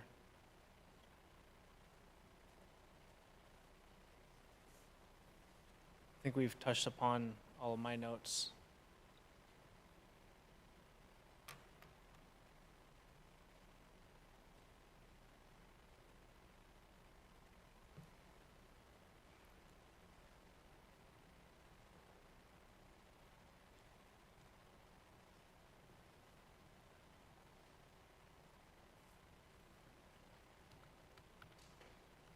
So we still have the public hearing open.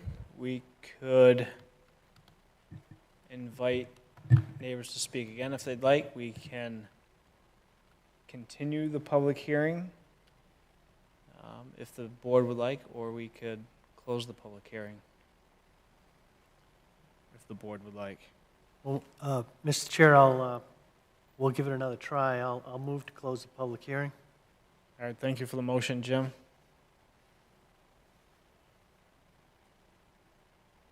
I'll second. Second by Carrie Lynn. Discussion, Jeff? I would kind of like to see if anybody would like to have the public would have any further comments on what they've heard for their resolutions this evening before we decide to close. Okay, thank you. Any other? I agree with Jeff on that. Let's see if there's any other comments before closing the hearing. Okay. Yeah, I mean, that was my thought in not closing the public hearing before, was get the answers to the concerns and questions, and if anybody had any follow-up questions or comments, Okay. now's the time. All right, thank you. That's true. I withdraw my second. Second withdrawn. Jim? I'll withdraw my motion. So motion withdrawn.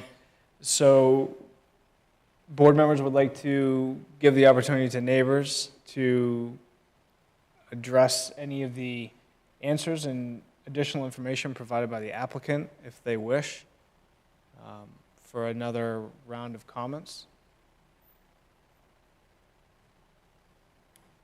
Hi, I'm Lori Sivanen, 6 Secocas Circle. And I did have a couple of new thoughts that came up. One was just very personal, but I'm on Secocas and have, so it's very close to the development, and we have a really long sewer drain that comes from both of our 2 houses to the main road, and it's private, it's not a public sewer. We can't get insurance on it because it's a shared sewer, and so I'm just wondering if something happens with the vibrations with this all being built, if our sewer gets damaged, is there any hope that we can have somebody help us with it? Everything's working fine now, but it definitely is a concern. And then the other concern is just when I hear that the 20% of the rainwater may make it into the wetlands, it also makes me wonder, in the winter or in the spring when there's ice everywhere, but then we get the rain, a system that is permeable isn't going to work with a coat of ice. And we definitely had some of that this past winter of just a sheer coat of ice and then a downpour. And just concerned about people's cars, if they're parked outside, just the oil dripping. It doesn't take much to devastate a wetland. So that's my concerns. Thank you.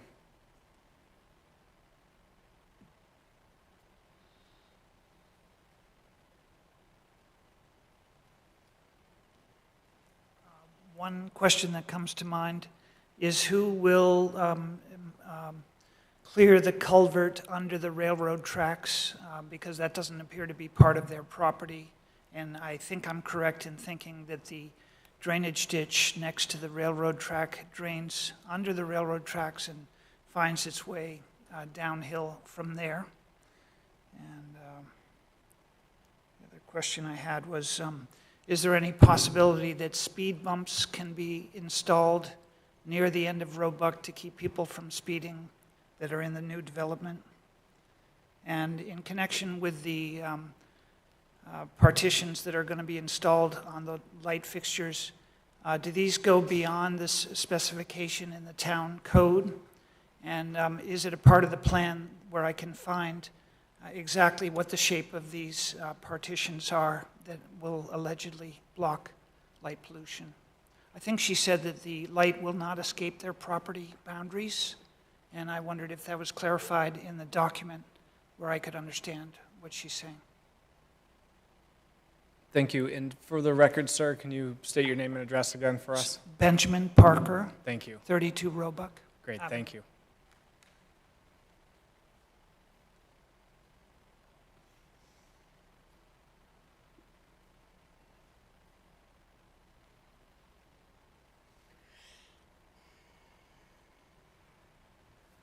All right, thank you.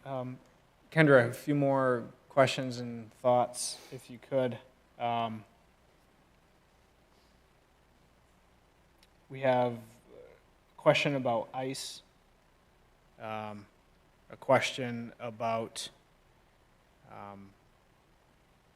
perhaps during construction for the for the developer, any.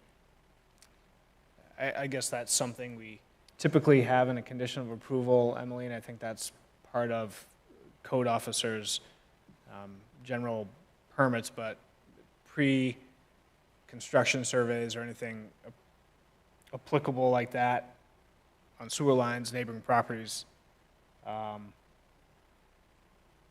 oil gets captured so it doesn't impact wetlands, speed bumps, the clean out at the culvert at the rail yard, and then maybe addressing some of the lights, maybe the documents for some of the neighbors to understand some of the lights. Sure. So I'll start with the private sewer line.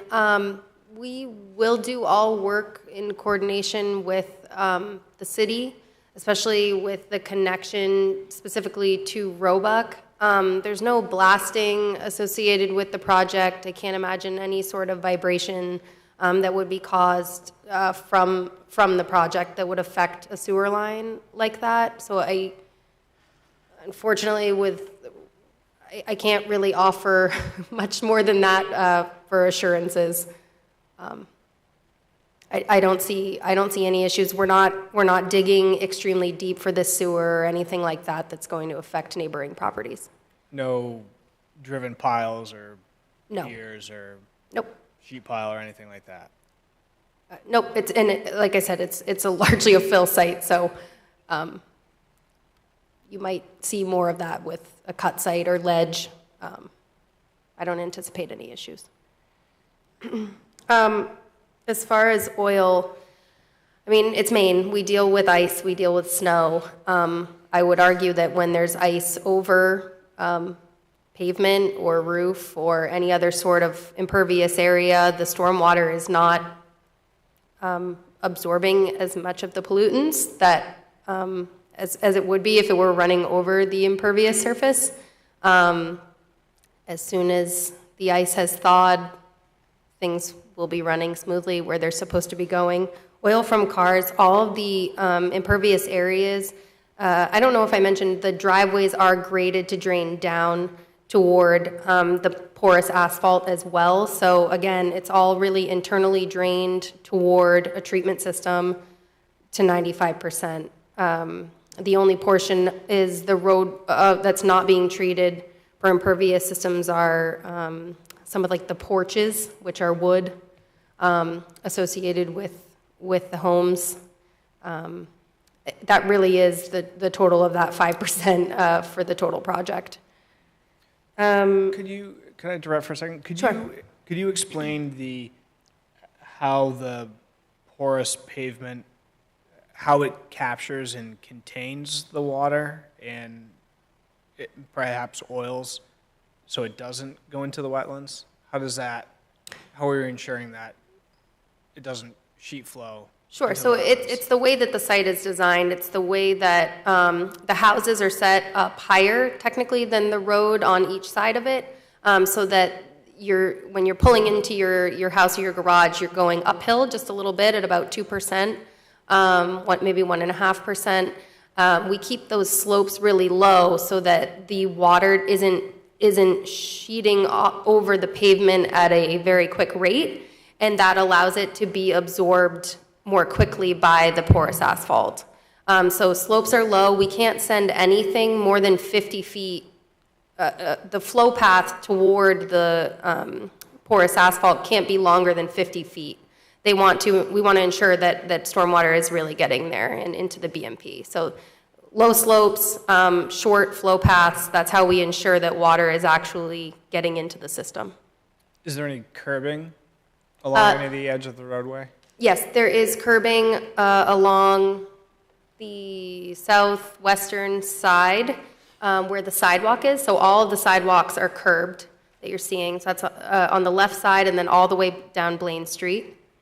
So that also will help gives the stormwater an edge to run along and be absorbed by the pavement. And then again, anything that's not curbed is draining toward the center of the porous asphalt strip. Okay, thank you. Mm-hmm. And just in addition to that, the landscaped areas between the homes are also graded to drain toward the porous asphalt. Okay. And then speed bumps, we get the question about speed bumps every once in a while, but you want to address speed bumps? They are not always effective, we've found, and also a nightmare when it comes to plowing. They get torn up, they have to be replaced all the time. So really, for the developer and for the HOA moving forward, it's a maintenance nightmare. These roads are not long, they're narrow. They'll be posted at the lowest speed, I believe. I think it's 20 miles per hour. That would be determined by Public Works, I assume. Emily, can you comment on that at all? I can find out. Yeah, I would say 20 or 25 miles an hour would be. But again, with the length of the road and the curves and right-hand turns, I don't know that you'd be getting up to speed, that speed very quickly.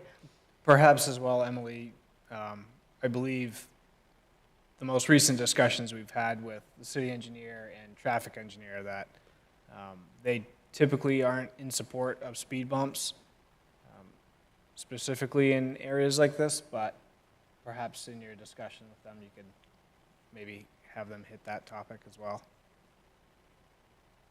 It's also kind of a unique situation with the porous asphalt. I don't know that they make porous speed bumps. So that might just change our treatment calculations slightly. I would agree about the porous pavement and the speed bumps here. It just wouldn't work together well. And I just want to confirm the speed bumps were actually on the road the private road that's being proposed. So that's private infrastructure. So Public Works and traffic safety tries to comment on like the public infrastructure. So this is really a design of a private section. I should also note there is a stop sign that we're proposing at the end of Blaine Street. So people coming off of Blaine Street will have to yield to traffic coming in from Roebuck. Thank you. They will be forced to stop before taking a left-hand turn.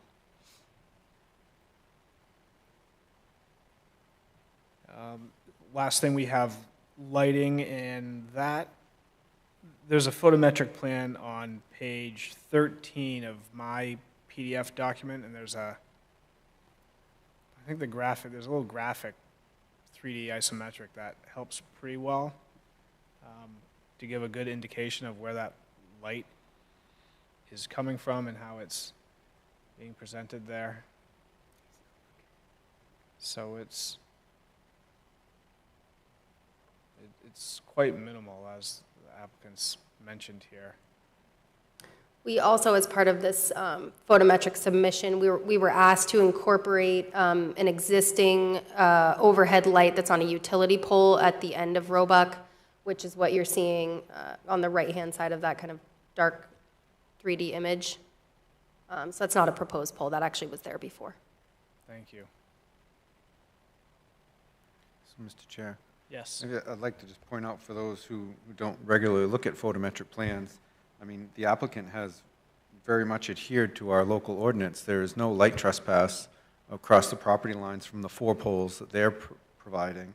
Yet you look at the city or municipal streetlight pole, you can start to see how many feet behind there's still light spillage. So the light trespass from this proposed development will not be going off of the proposed property lines, and as well as they're using full cutoff fixtures, which are compliant with our ordinance. Thank you. Thank you, Jeff. And then the last item, Kendra, maybe if you could address I know it's a little bit tricky, but the maintenance of the culvert or anything on the rail property. I know they're in a butter, and I'm sure Emily's notified them of this application here, but could you address that for the neighbors? Sure. This has actually also been brought up by the city engineer. And while we are reducing flow rates at this study point, we want to make sure that the downstream area, which is a low wetland area already, and the only, as I believe, we haven't analyzed it yet, we're working on that in order to address the city engineer's comments. We need to get elevations on the culvert, the size of the culvert, make sure that we can model it correctly. But as I understand, it's already a low area with some issues, as the abutters have brought up. So all I can really offer right now is that we need to get more information on it, and we're working with the city engineer to resolve those issues. He's made the comment twice. We kind of did a desktop analysis of it, but he'd like some more specific information. So it's being addressed. Thank you. Any additional questions from board members? Thank you, Kendra.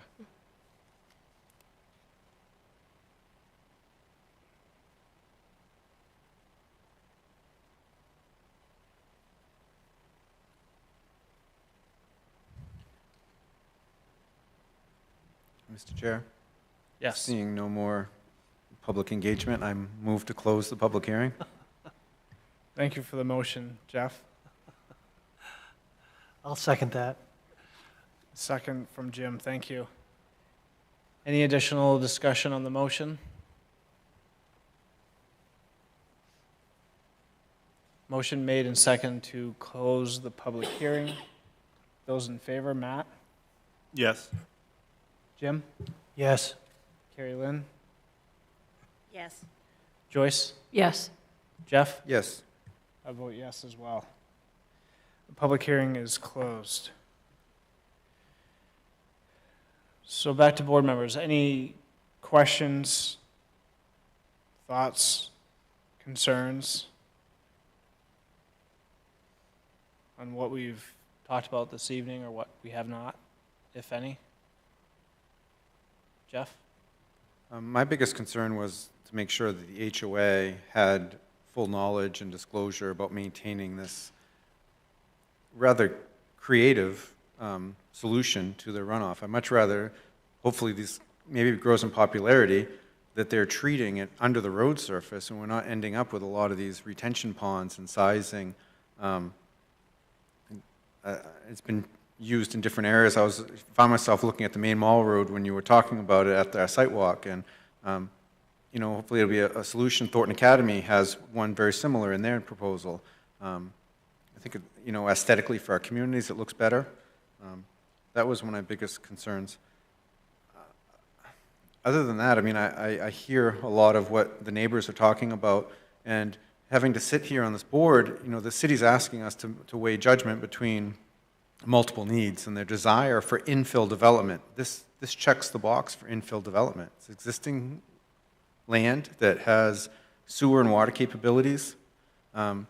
They're being compliant with our ordinances that we set forth for light trespass. You know, and I sometimes, when I look at all the criteria that I'm being asked to judge on, I feel like they're meeting that.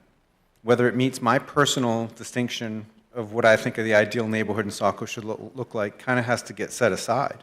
You know, even though I might like to see those paper streets connect through as it was drafted 40 years ago, that's not what they're asking for, and it's meeting the density.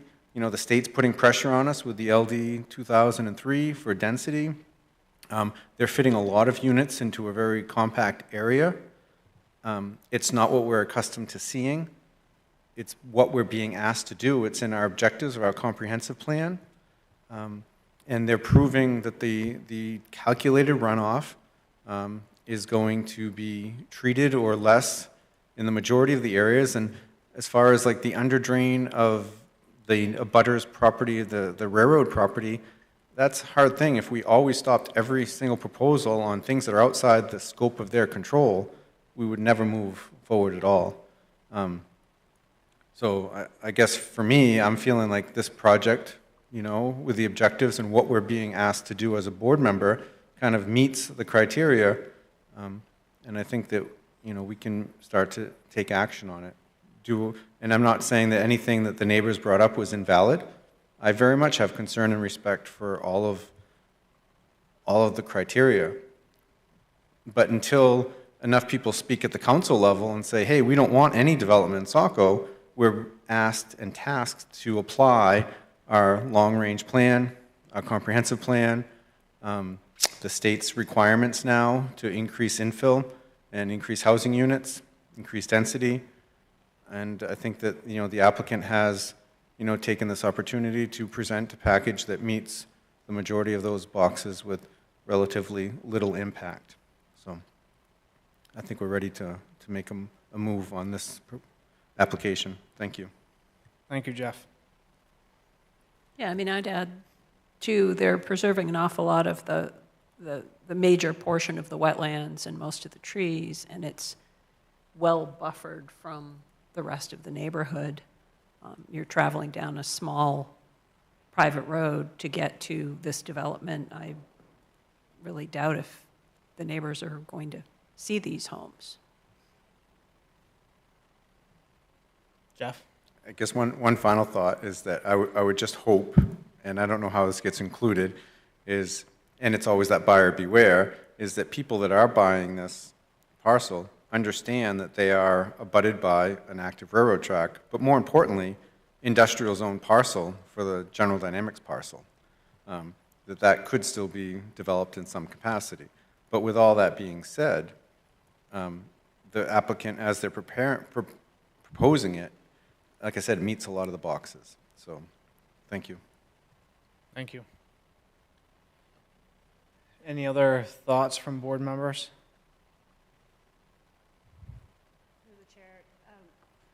Through the chair, Kendra, can you remind, and I know we discussed it at the site walk, what's the height of the lights that are going into the development? Because they're not the same height as standard street lights, right? I thought you were going to comment on the fence, so I was just making sure I had my plans so I could verify it was 6 feet.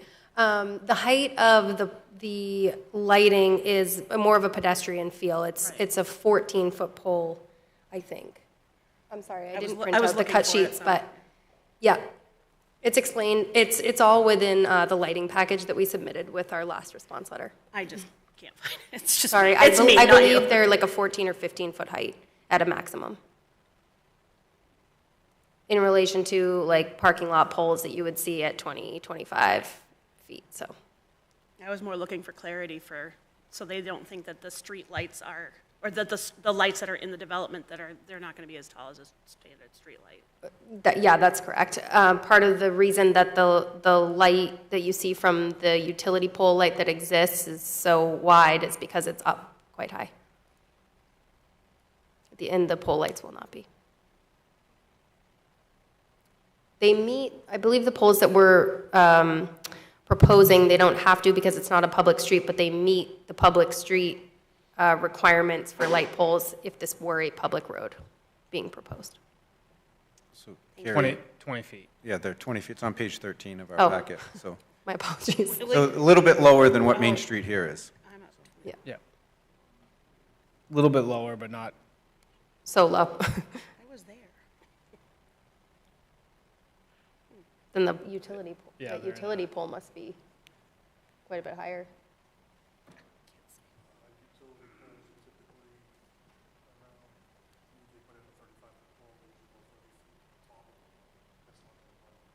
My scale was off a bit. There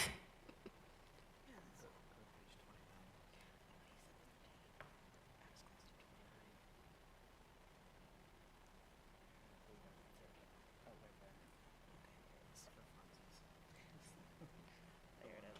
Thank you. Any other questions or thoughts from board members?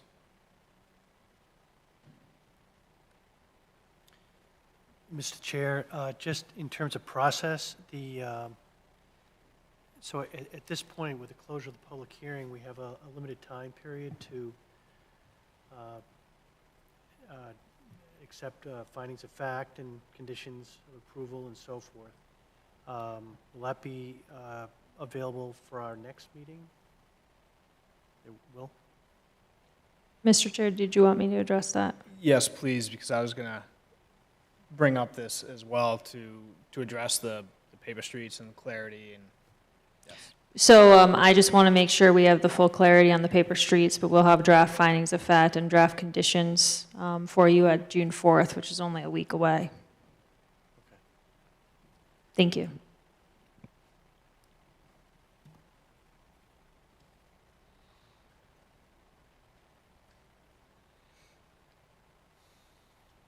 Jeff? Just since we're on the topic of the light poles, I believe you might want to just double check our ordinance for the final review. 20 feet is, I think, our maximum height. And if you're planning on doing an exposed base for plow protection, you may need to order a little bit lower pole, but your mounting height would still be fine. They're all, the two on the end, I'm sorry. Most of them are behind curb sidewalk. We just have a 3-inch rise on the light pole base, but we can consider that for the two on the ends, which aren't protected by curb. We'd likely have a 3-foot reveal on our light pole base. Make that modification.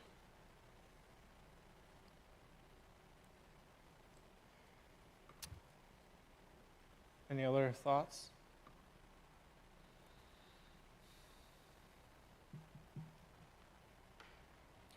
So Emily, again, your recommendation is just a simple table till 4, to June 4, and we continue.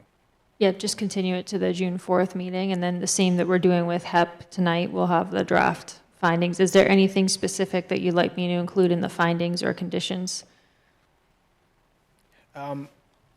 one note I had, and we've done it on a few lots before on another project, and it's come up recently a couple times, I think. And I guess I think I'd like to entertain a condition that final individual building grading be submitted to the city engineer for review.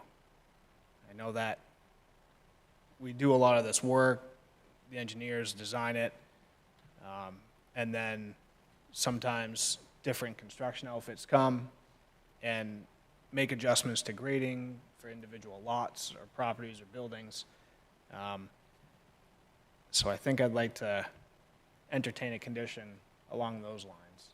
Not sure how board members feel, or Jeff. Mr. Chair, I would agree. I think it's been pretty clear that the applicant intends to build it all out, but I would be of no objection if we have a condition of approval that says the applicant will build all lots to the design engineer standards. I think that would be a good, make us all feel a little bit more secure in the system design. Yeah, I think the overall intent for me is to be specific that this is the design. We don't want houses raised up out of the ground and messing with flows and backups, and just to ensure that it's really just sort of one more piece. But that was my only comment I had for an additional potential condition. But This one is unique because it's going to be a condominium. He's going to be building it all himself. But yeah, I would think we could put a condition in there without any concerns. So, Mr. Chair, if I could just clarify, would you maybe want us to handle that as just like a final review of the full grading plan at the pre-con meeting? Because just in this case, like Jeff mentioned, we have like a lot more details than we normally would, because in normal subdivision, we're just kind of seeing envelopes. We're not really seeing where the structures land. So in this case, the applicant would be required to build the homes exactly where they're shown on the site plan. So maybe in this case, like a final review of all the grading plan details before the pre-con meeting is scheduled may suffice. And then we just need to make sure our code office receives that information and they attend our pre-con meeting as well. And then maybe in the future going forward, when we're talking about individual lots, looking more closely at the grading for each lot is probably a good idea. yeah, I think that's fine. Okay. So we can add that condition there if the applicant's amenable to that as well. Yeah, I was just going to ask, I've only done public road subdivisions in Saco, so my question is, aren't we required to submit an as-built anyway, once it's done? So that's another just checks and balance that's already set in place, so the city engineer reviews that at the end of the project to check to make sure that everything was built per plan.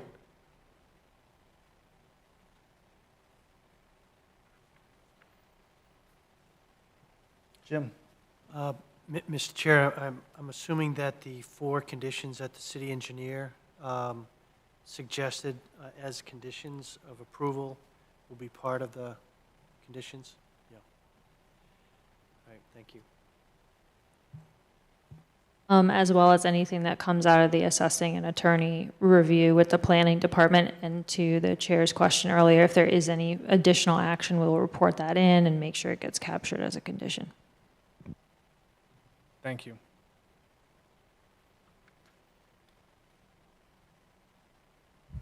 Any additional thoughts?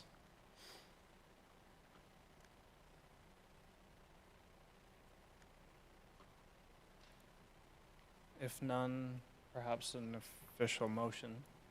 Yeah, Mr. Chair, I'd like to move to continue this matter till the June 4th meeting.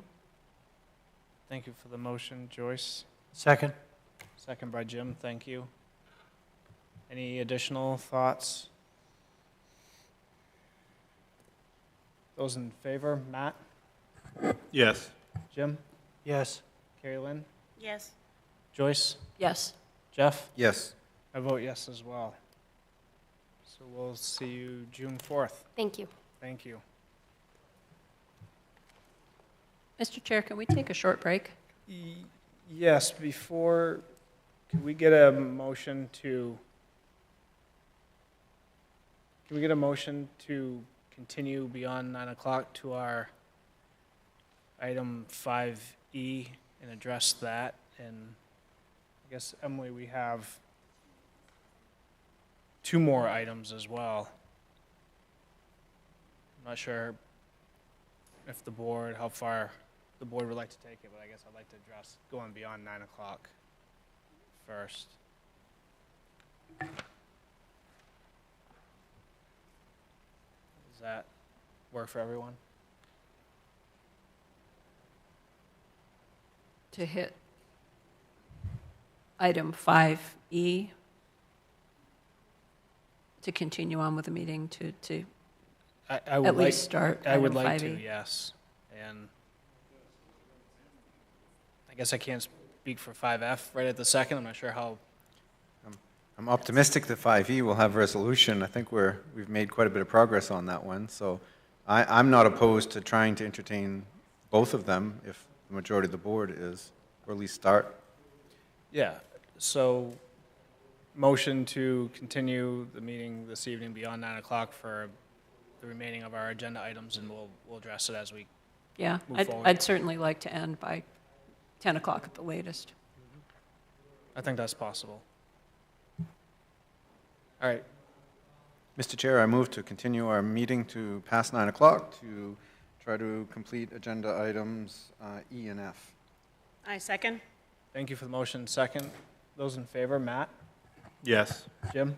Yes. Carrie Lynn? Yes. Joyce? Yes. Jeff? Yes.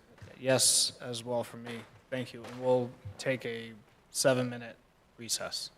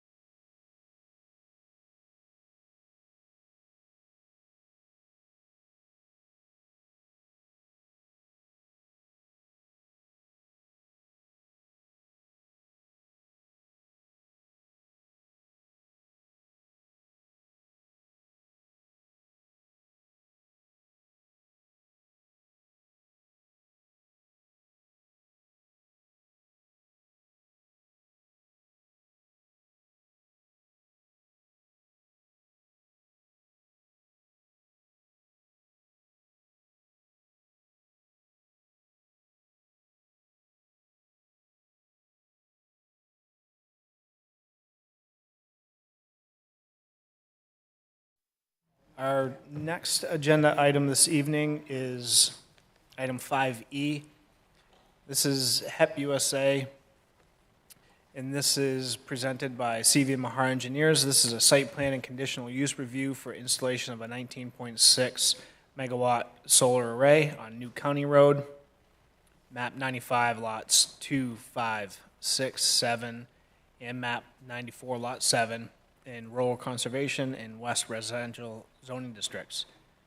This is a continued application review. We've met a few times on this, beginning in March, and most recently May 7th. And we have some revised information here. Is there anything you want to add to this, Emily? No, thank you. All right, thank you.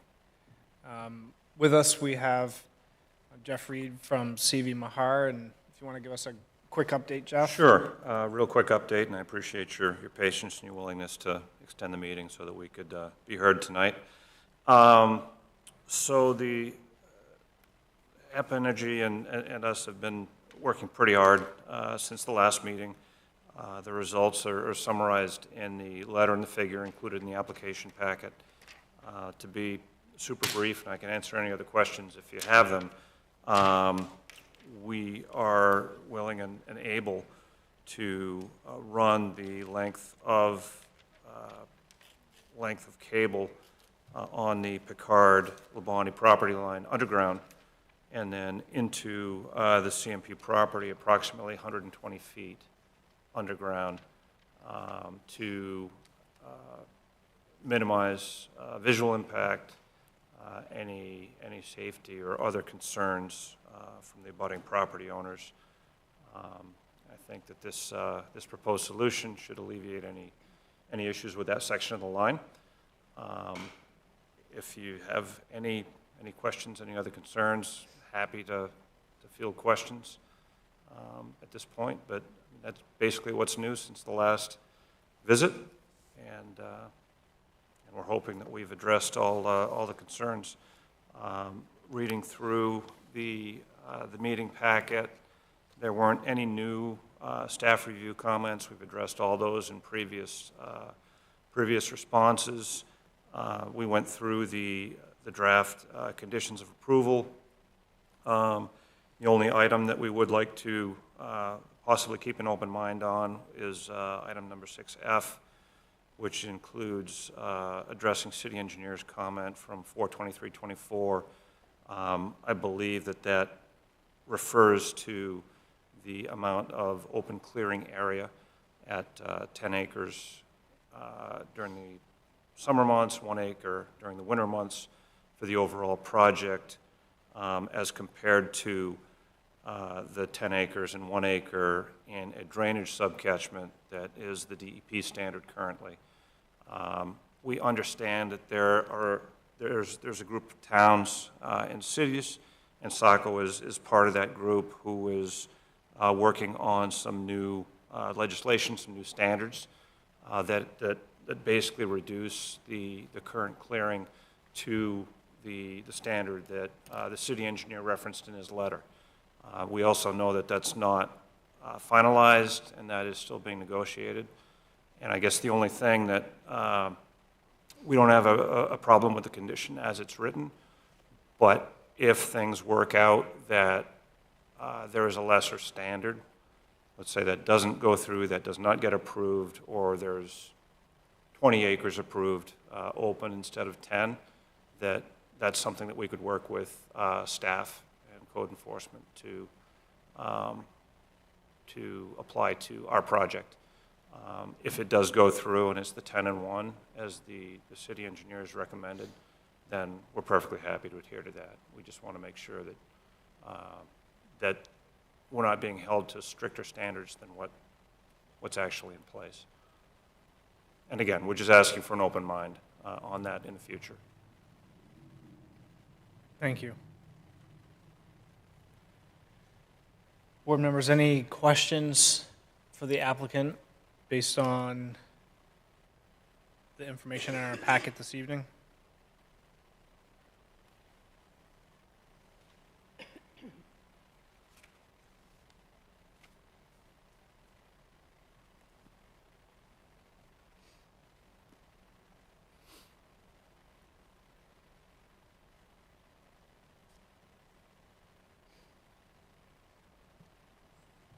guess I'm wondering how to word that as far as a revised condition of approval.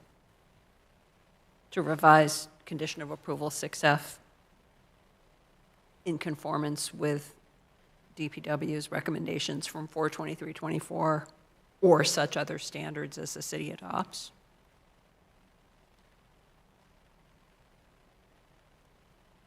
Inelegantly put. Well, wouldn't it be the accepted standard at the time?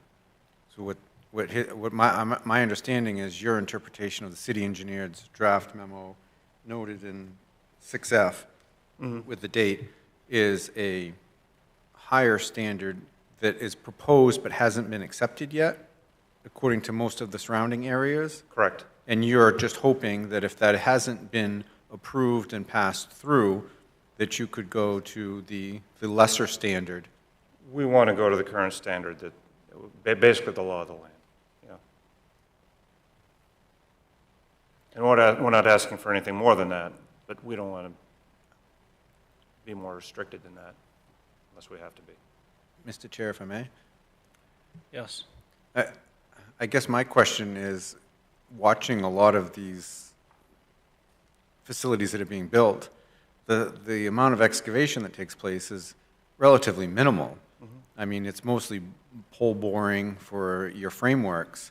It's not like strip excavation where they're removing all the topsoil, right? And, I mean, I typically put a lot of, go ahead.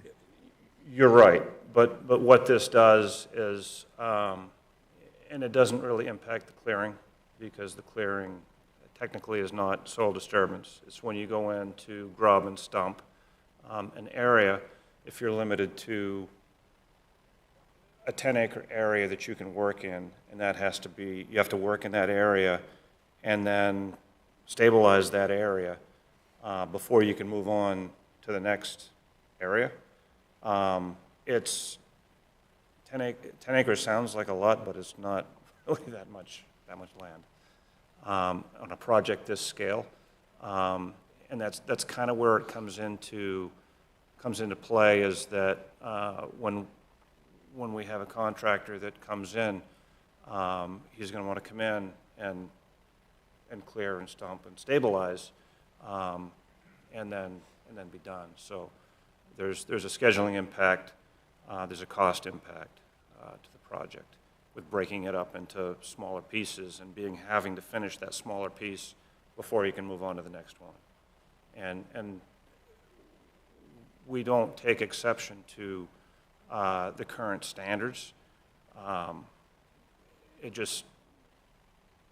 The current standards are the DEP standards. And what is being asked for is significantly more restrictive.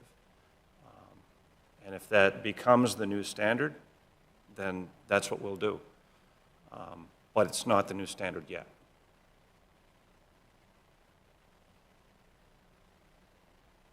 So Jeff, in your notes there,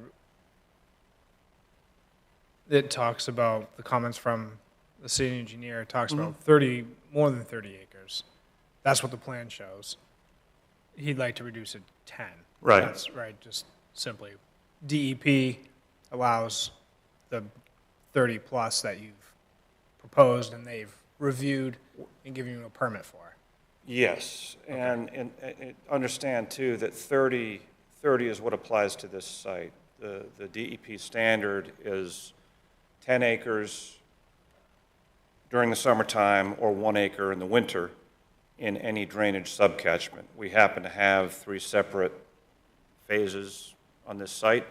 You know, if we had 2, it would be 20. If we had 4, it would be 40. But we have 3, so 30 is what we have. So, but that is the current standard, is 10 and 1 in any drainage subcatchment.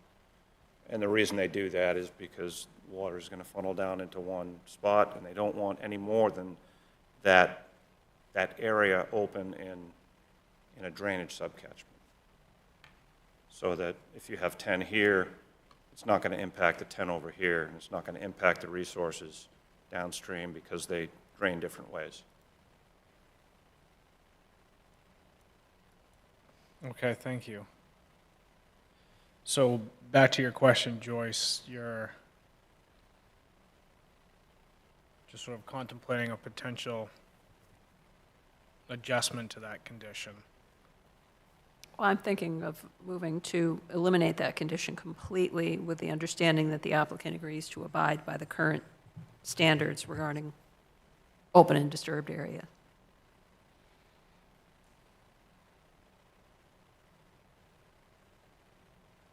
Rather than adding that more restrictive condition.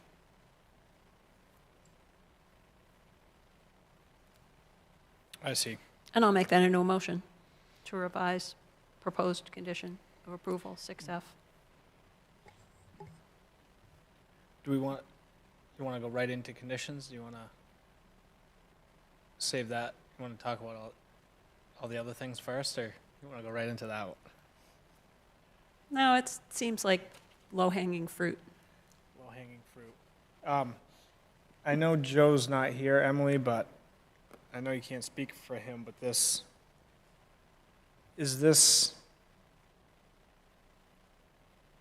it seems like it's just a recommendation from Joe. Is that how you understand it, or it's how he's worded it? He's not really requiring it.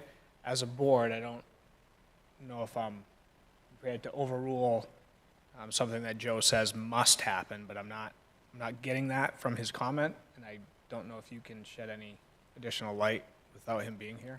Yeah, it's a recommendation, and it's not a requirement. It's a lot of open area at one time, so the concern was making sure that the area is stabilized. We know that there will be an inspector on site from a third-party inspector, so we will be getting updates. We also will have our city inspector out there, but it's a lot of open area at one time. So I think the concern that Joe is raising is, do we want to limit the open area at one time, which they are doing under DEP rules, but I believe that's why he recommended that. It's a lot of area to stabilize. Do we have are there any penalties in place that if a project can't stabilize that area or is found to have not stabilized it per the plans, is there, I'm sure DEP has penalties. Yeah, is there any there's several things that would happen at the local, and I'm sure at the DEP level as well. Okay, so there are But safeguards for the city and for the state, for Maine DEP to help. There's enforcement provisions, yeah, so we would have to take action to mark it as a compliance issue and then eventually go into enforcement if it wasn't being followed up on. That's how I would handle it. Thank you. Any other, so is that an official motion you started to, and then I apologize I interrupted, but. It was, and it was brilliant. And I'll second it. So now we're discussing a motion that's been made in second to strike item 6F as a condition of approval in its entirety. Is that correct, Joyce? Right, with the understanding that the applicant has agreed to abide by the current standards regarding open and disturbed areas, and with the acknowledgement that there will be a third-party inspector on site. Yeah, I mean, that's a motion made in second. We're having discussion. I guess that's part of the application here and part of the DEP permit. That's all. You're just sort of just verbalizing it again, what we have in here. Any other additional thoughts or concerns from board members? I'll just support Joyce's motion by indicating I pulled up the April 23rd comments by the city engineer, and I guess the concerns were that the current plans would result in approximately 30-plus acres of open and disturbed land at any one time, which the city engineer believes would be very difficult to control and likely result in turbid discharges from the site. But as the applicant pointed out, it's a huge site. Mhm. And after walking it, I just don't know how you do 10 acres at a time. Yeah. I mean, you'd be there for a long, long Long time. time. Trying to get that site prepared. So I think in this particular instance, it makes sense to delete that condition of approval, 6F. Thank you, Jim. Any other thoughts from board members? So motion made and second to strike condition item 6F. Those in favor? Matt? Well, hold on a second. So are we striking it completely? Am I missing something here? So make sure I'm not missing this. We're striking it completely, or we're just going with what Joyce's proposal? I believe we're striking it completely, and Joyce is just verbalizing findings and information within the application that supports her motion. Not to put words in your Right, mouth, that but- essentially make that provision unnecessary, given the other safeguards in place. Okay. Thank you. Yes. If you're asking that question, I'm saying yes. Matt says yes. Jim? Yes. Carrie Lynn? Yes. Joyce? Yes. Jeff? Yes. I vote yes as well. Item 6F has been removed, and Emily, if you find it necessary to adjust the bullet points, we'll go from there.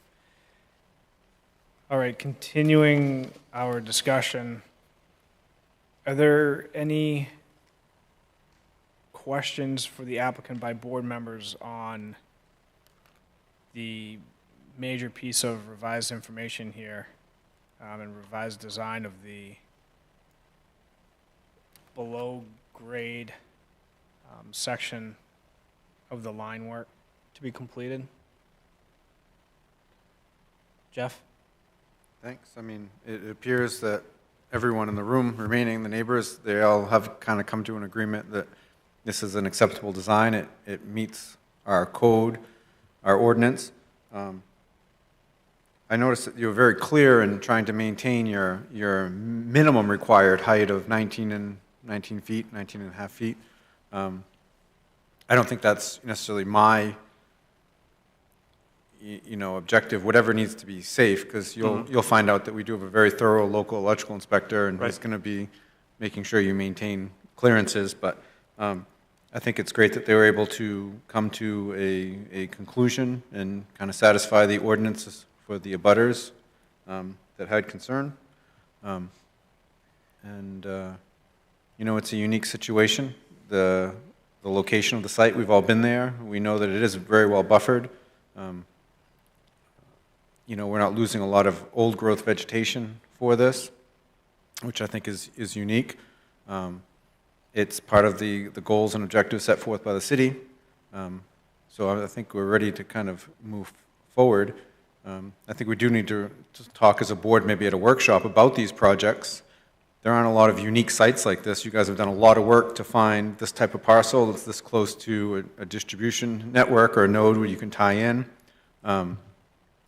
But the goal of trying to, in my mind, preserve rural conservation land and building a solar farm is a very difficult goal to make cohesive. The fact that they found this parcel that has, been harvested and been kind of sitting as a slightly overgrown meadow is pretty unique, and where it meets the goals being put forth for us for alternative energy, goals for the city. I think I can support it because now they've got all the abutters kind of on board that are going to be directly impacted for the next 25 years on this or so. So I think that in my mind, we're ready to move forward. But we should, as a workshop, talk about these and how we balance true conservation land in the future with solar arrays. Thank you. Thank you, Jeff. Any additional thoughts from board members? Jim? Mr. Chair, I was just looking at the proposed findings of fact, and under Chapter 179, that portion of the facts, under H, off-site impacts, we should probably change the language there a little bit to reflect the agreement that was reached by the applicant and the neighbors to run the power line underground next to the Labonte's property. Right now, that H ends with the applicant plans to provide an update for the May 28th meeting, but I think instead we should, we could delete that sentence and indicate that the applicant's most recent plan to run the power underground next to Labonte's property addresses the off-site impacts. Thank you, Jim. I have that note as well. Can I second that? Is that a formal motion? But let's make that a motion, sure. Second. So motion made and second to revise finding of fact item H, off-site impacts, under Chapter 179, Section 601, to specifically address the portion of underground cabling as presented at the May 28th meeting.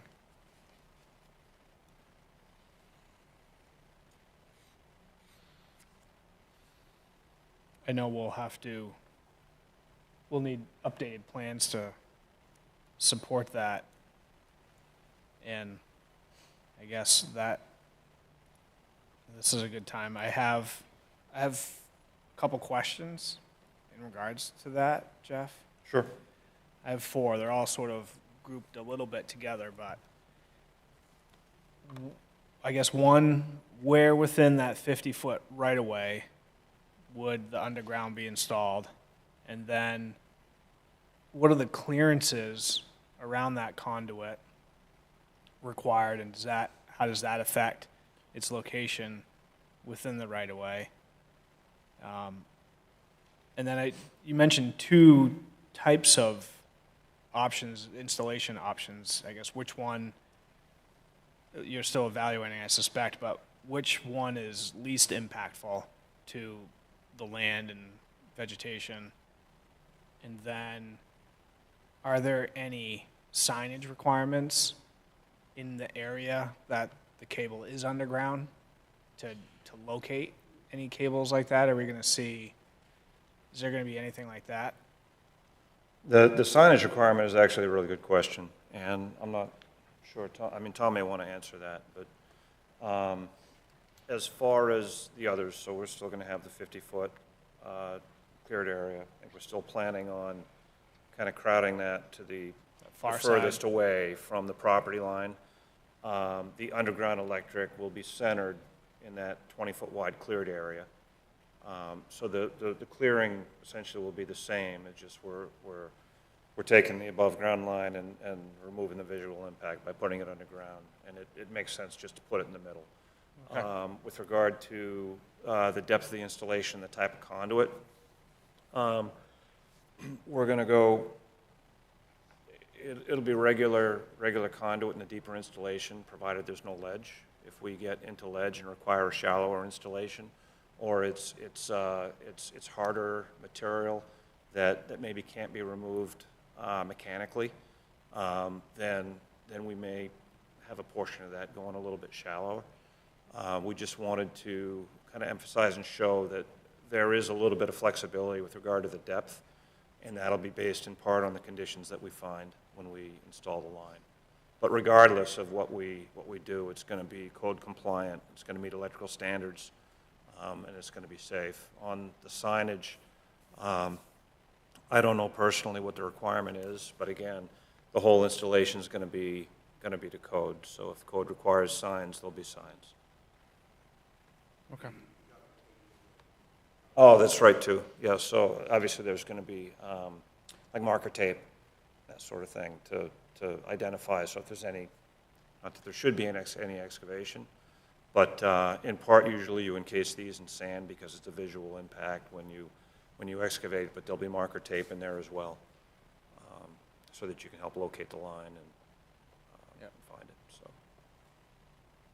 Okay, thank you. Those are the only comments I had. Any other questions or concerns from board members? Mr. Chair, may I recommend a condition? Yes. So now that we've removed item 7F, we really have a placeholder. So I don't have to renumber everything. So if we could just add, incorporate final underground line details as presented at the May 28th Planning Board meeting and the final plan set to be reviewed to the satisfaction and approval of city staff. And we'll cover this updated plan set before the pre-con meeting. You're thinking that would be the new 6F? Yeah. Yeah, 6F.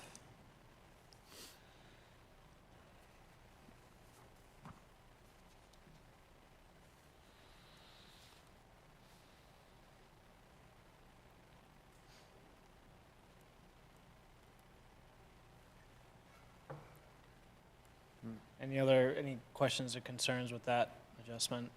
Jeff? Mr. Chair, if I may, could we possibly take the vote on Jim's motion that I seconded for the 179, Section H for off-site improvements to the modification, that we get that one off the table? Yes, of course. I interrupted that one. So motion made by Jim, second by Jeff, to modify Section H under Chapter 179 as discussed. Any additional discussion? Those in favor, Matt? Yes. Jim? Yes. Carrie Lynn? Yes. Joyce? Yes. Jim? I already did Jim, so I'm sorry, Jeff. Yes. I vote yes as well. All right, so we've adjusted that finding of fact. And then moving on to Emily's recommendation of providing a new item 6F along the lines of providing an updated plan set showing the location of the underground cabling along the Labonte property. I'll make a motion. Mr. Chair. Oh, go ahead. No, if you have any questions, no, please. Oh, okay. I'll make a motion to adopt every word that Emily just said as the new 6F. Is it F? Yeah. In the conditions. Second. Thank you for the motion and the second. Any additional discussion? Those in favor, Matt? Yes. Jim? Yes. Carrie Lynn? Yes. Joyce? Yes. Jeff? Yes. I vote yes as well.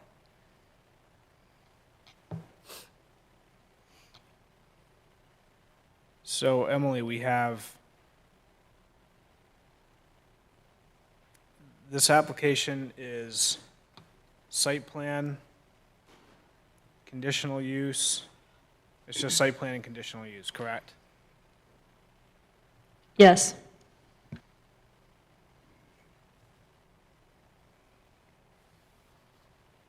So board members, Emily has, within the findings, a lot of the criteria that we review is, of course. And of course, in the past, we've taken each item and we've made a motion. We've also had discussions on each item and then made one motion encompassing them all. It's sort of up to how the board feels on any of these items.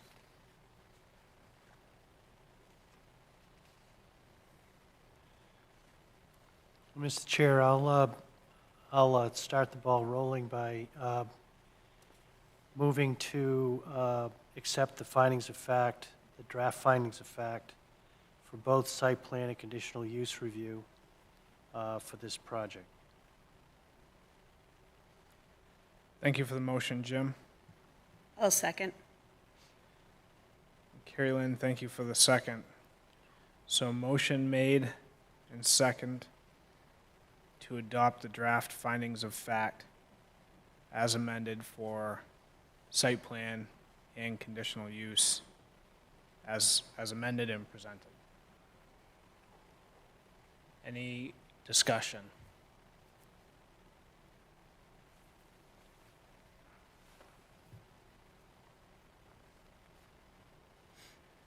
Those in favor, Matt? Yes. Jim? Yes. Carrie Lynn? Yes. Joyce? Yes. Jeff? Yes. I vote yes as well.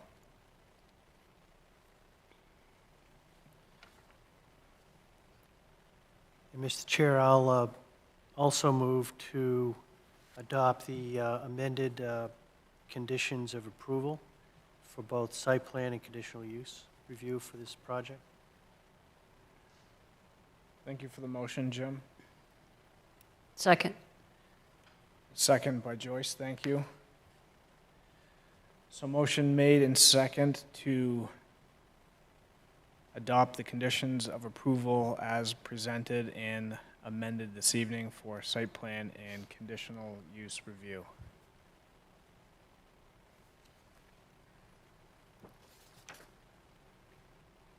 Those in favor, Matt? Yes. Jim? Yes. Carrie Lynn? Yes. Joyce? Yes. Jeff? I had a question on discussion, we skipped that, but is the note in there about the parcel that needs to be removed from tree growth from the assessor, was that included? I believe it is. Yeah, that's right.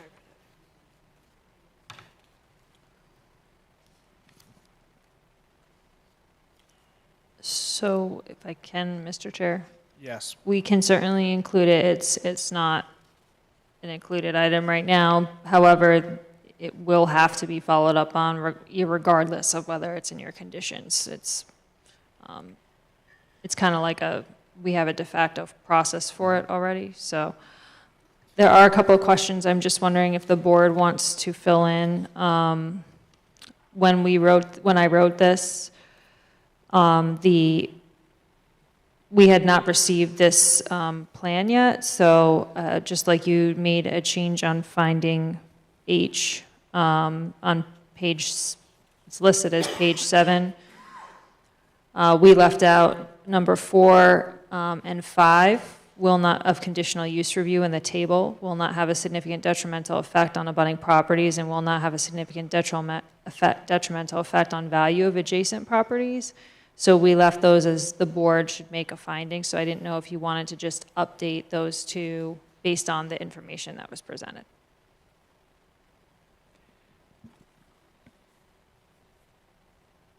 Yes, we should. So, Mr. Chair, I could amend my motion to include findings that this project will not have a significant detrimental effect on abutting properties with the current proposal, and will not have a significant detrimental effect on the value of adjacent properties. I need to pause for a second here. I haven't memorized Robert's rules in the entirety. So we had a motion, second, and we started taking a vote. We left off with Jeff. You made a comment. Emily, do you have any additional insight? I believe we have to finish that I don't think motion. Jeff voted. He didn't Yeah. vote. but we have to finish that vote and then make an amendment to the Yep. motion. Well, either amendment or you just have to make some Oh. findings for us, that's all. So make some findings, additional findings, or amend our findings? So let's finish, why don't you finish the discussion on the vote first? Okay. I didn't mean to screw things up, but we didn't have a discussion. No, That's that's why I okay. questioned That's- it. that's So, my fault. I would say no. Okay, no.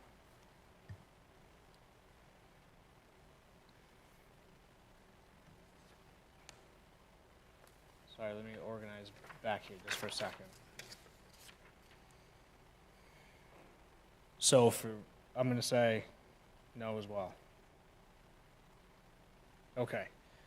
So that motion to adopt the conditions of approval at that time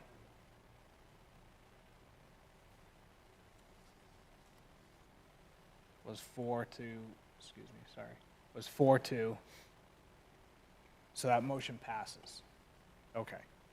So Emily noticed that she recommends that we adjust the findings of fact under conditional use standards 4 and 5. 4 will not have a significant detrimental effect on abutting properties and will not have a significant detrimental effect on value of adjacent properties. We hadn't made a finding on those. Jim, you had a comment, you were going to make an adjustment there. Let's start there. Sure. So, Mr. Chair, what I could do is simply move to find that conditions 4 and 5 have been met because this project will not have a significant detrimental effect on abutting properties and will not have a significant detrimental effect on the value of adjacent properties. Could we add, given the revised plan or along the lines of the underground, could we Yes. throw the underground power in there? Yes, yes. I'll second that. Okay, so Emily, we have a motion to amend finding of fact, item 4 and 5, under conditional use standards, that the board has found that the project will not have a significant detrimental effect on abutting properties and will not have a significant detrimental effect on the value of adjacent properties, given the revised plan of underground power along the Labonte property as discussed during the May 28th meeting. Along those lines. Yes. Does that work, Jim? Any additional discussion? Those in favor, Matt? Yes. Jim? Yes. Carrie Lynn? Yes. Joyce? Yes. Jeff? No. I will vote yes.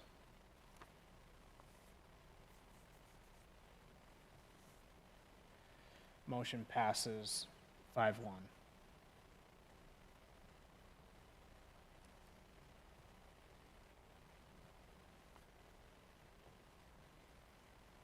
Does that work, Emily?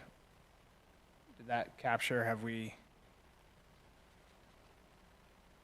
inadvertently overlooked any of the other items? We had just asked for a statement on 230-722 on page 4. Because this was another area where we just said we're pending receipt of follow-up information. So either the board can just strike that, or you can, I can pull up that section if you wanted to confirm that it's in conformance with that section. But probably just a statement that you reviewed it and it's in conformance, or it needs to just be struck because it looks confusing. And this was item, I'm sorry, which item? You said page 4? Oh, section 230. Yeah, it's this one right here.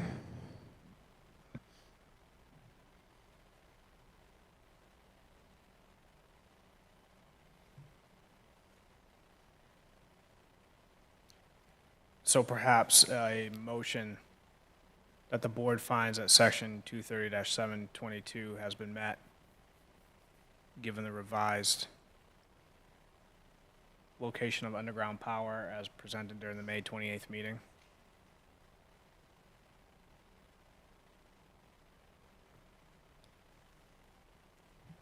So moved.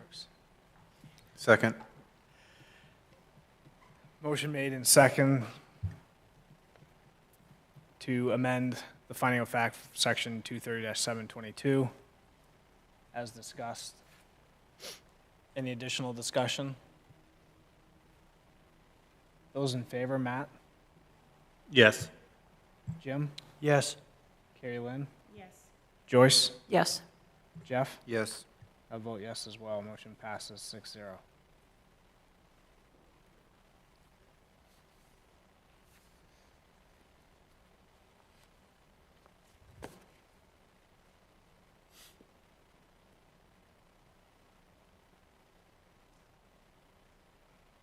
Do you think we see anything else? Not to put all this weight on you, but I'm trying to triple check as well. I don't think so. We Okay. just need one final motion at the end. All right.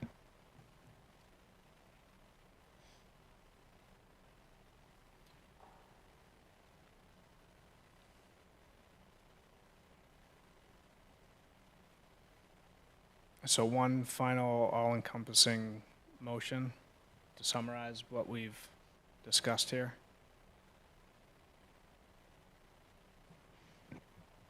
So, Mr. Chair, I make a motion to grant the applicant's application for site plan and conditional use review for New County Road, map 95, lots 2, 5, 6, 7, and map 94, lot 7, based on the findings of fact and conditions of approval as amended. Thank you, Joyce, for the motion. Second. Second by Jim, thank you. Any additional discussion? Those in favor, Matt? Yes. Jim? Yes. Carrie Lynn? Yes. Joyce? Yes. Jeff? Yes. I'll vote yes as well. Motion passes 6-0. All right, thank you. Thank you very much. Emily, does that captures everything? Thank Yes. you. All right, thank you. Thanks. All right, moving on swiftly here. Our next item on the agenda this evening is item 5F. This is Crescent Properties LLC, presented by Grohl Palmer. This is a preliminary subdivision for a 9-lot residential development off of Samuel Marshall Drive, map 90, lot 22-1 in the West Residential Zoning District. This is a continued application review. Emily, do you have anything additional on this one? I have a couple of things. The board had asked me to reach out to the city attorney. I did that. The correspondence we received today is in the after-the-fact meeting packet. The question was surrounding dead ends. You had also asked for the city engineer or the Public Works Department to opine on what would be required on the paving moratorium considerations. That's been done as well. That was in the city engineer's recent memo. This morning, the city engineer, the project engineer, and I met on site along with our site inspector to look at the gravel wetland owned by the city, and the Public Works is doing some additional assessment on that. And that's all I have. Thank you. All right, thank you. Would you like to add anything, Drew? No, thank you. Drew Gagnon with Grohl Palmer, representing Crescent Properties LLC. I want to thank the board real quick for taking us up at the late hour. Extremely appreciate it. Basically, nothing has changed on the project. It's 9-lot subdivision with the creation of a future public road off Samuel Marshall Drive in the West Residential Zone. Since our last meeting on May 7th, again, we haven't changed any of the plans, resubmitted any material. I think most of it was actually in the city's hands to get some clarification items. And we're pleased to hear about the city attorney's agreement of our definition of the dead-end streets. Happy to answer any questions regarding any parts of the application. Thank you. Thank you. Board members, any questions for the applicant?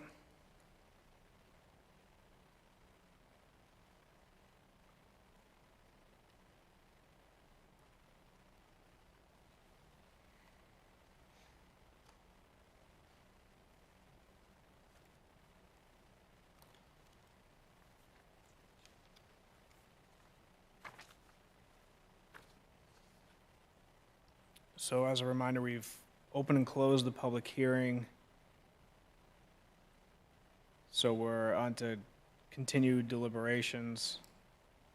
Looks like we've had all of our questions from city staff answered.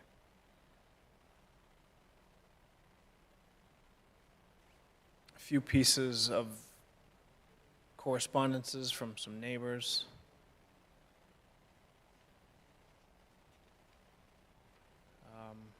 And this, again, this is preliminary subdivision review.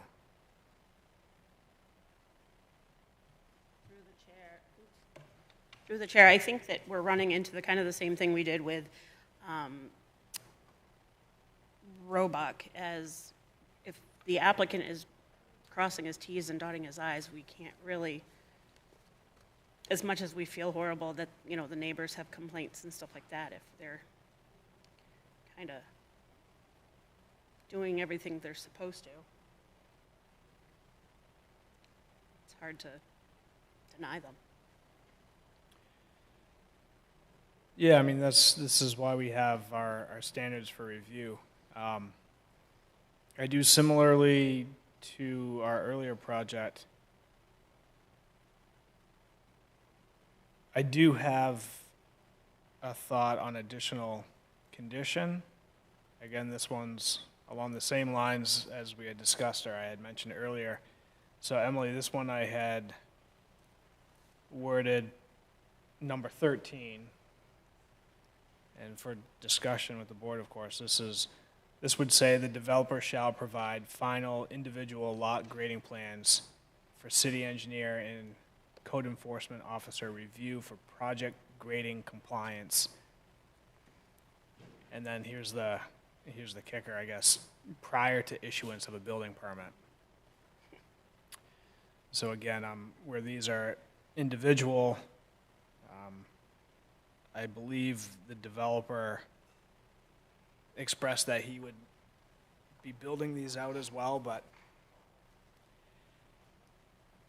I guess just how we've seen some things in the past, some projects in the past. I believe Jeff, you mentioned it as well. You remember, I think it was on Samuel Marshall. The first two or three we required grading and lot locations for those houses. Unfortunately, it seems that there's some problems further down Samuel Marshall with some areas that we weren't specific enough. So I guess for board members and Emily, that's my intent with a condition like this, is not of course to penalize the developer or anybody, but ensure that there's just oversight for each individual lot to ensure that it meets the requirements and the work that the engineers put into it to ensure that it's done correctly here. So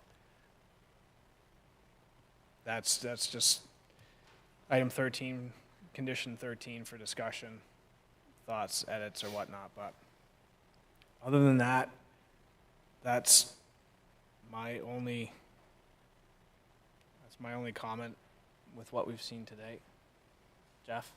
Mr. Chair, thanks. I would agree with the comment number 13. I think that would be very, very important for particularly this lot being built out, to touch and carry in.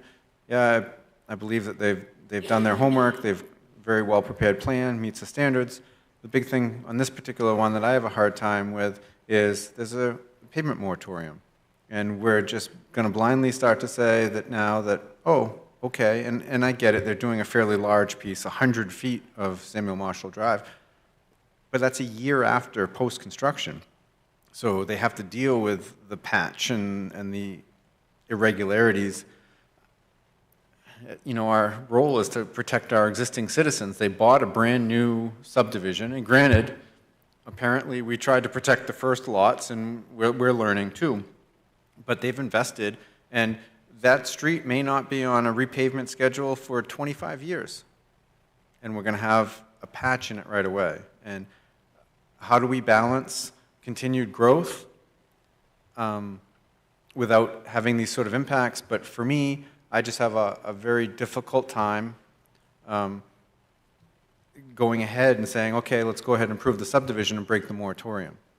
If we did approval, I don't think the 2-year window is going to get them past the moratorium. So it's like everything's in place, it's just too early in my eyes. And I have a hard time protecting the existing citizens of the city with what they're expecting for their road treatments and letting them dig it up, because it's going to snowball. Now it's, you know, 7-8 lot subdivision, and then it just keeps going. And I don't really want to set that precedence. And I feel bad because, like I said, everything else about the plan, they've done all their homework and it's really well presented, and I've gone through it, checks the boxes, but I'm not really comfortable with where my vote would be on breaking the moratorium for the pavement. I'm open. I'd like to hear other board members' thoughts on that. Thank you. And actually, thank you, Jeff. Moratorium went right over my head, and you, absolutely.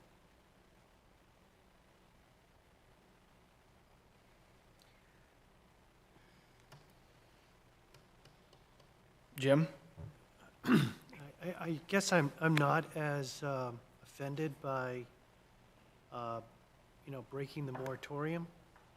I mean, otherwise, I mean, if we can't do it when you know, a project like this comes up, then, you know, whole sections of the city after a road's been paved would be, you know, there'd be no chance of having any further development until a certain time period passes.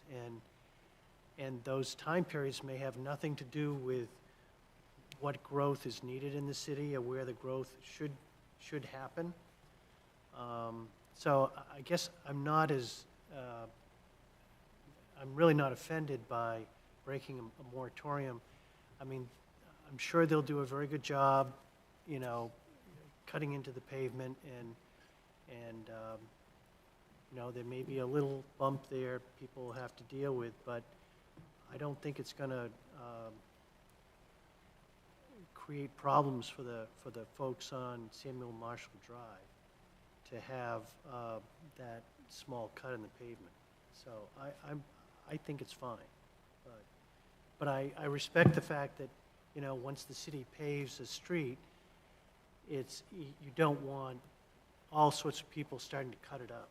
I get that, but this is, I think, a little different. I mean, it's another 8-lot subdivision that's just going to tie into it, and I don't think it's going to carve up the road that much. So I'm fine with it. Thank you, Jim. Any other board member thoughts?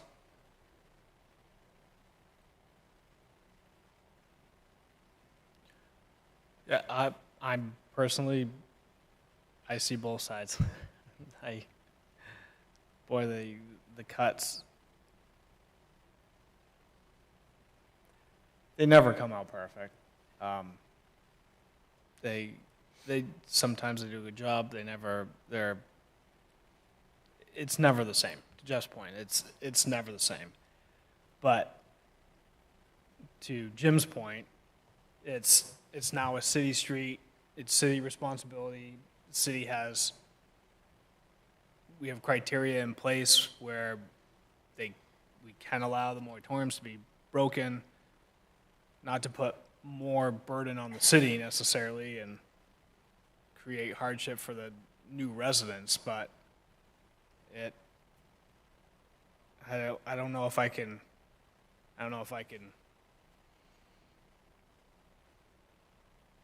weigh the project on the moratorium alone. I don't know if it has enough weight.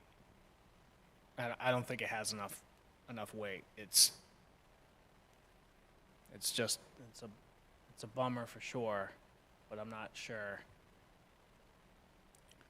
I think it kind of becomes an enforcement item and sort of the piece for city staff to make sure the patch is done correctly, it's compliant, it meets their standards.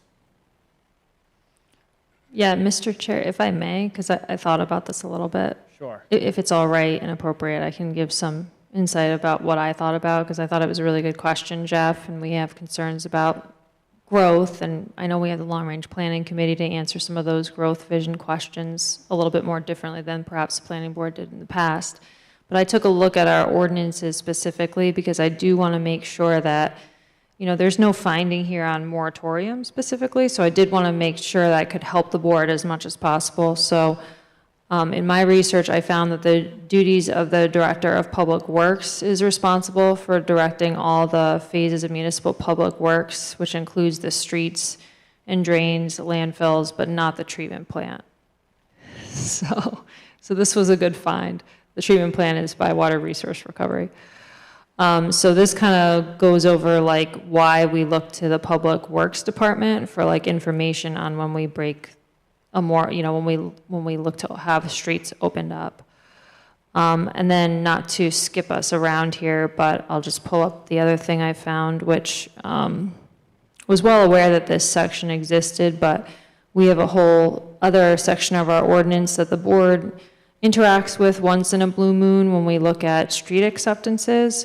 But really, this is the section of city code that deals more directly with how we interact with our streets and sidewalks. So after the infrastructure is already in place, the administration of the day-to-day of our streets and sidewalks.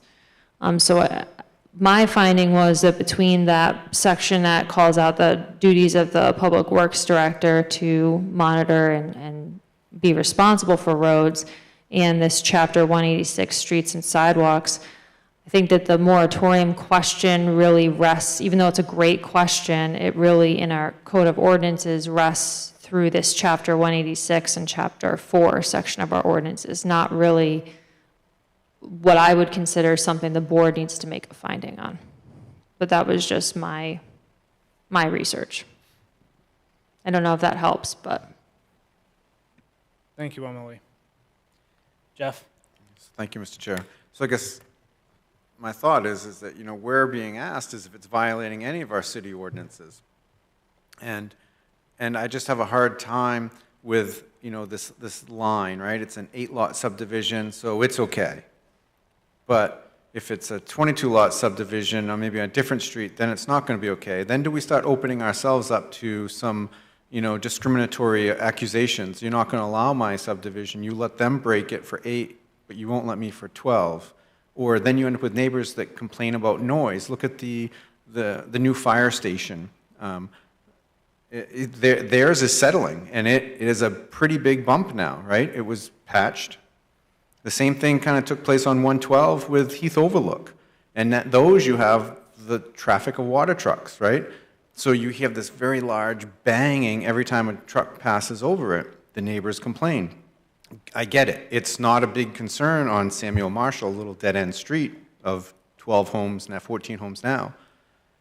But where do we find, I'm just afraid we're erasing the line of this 5-year moratorium in protecting our infrastructure and for growth. Yes, some people believe the community needs a lot of growth, but we also need to protect the quality of life of the citizens that we have, and a 15-year window, 20-year window of pavement.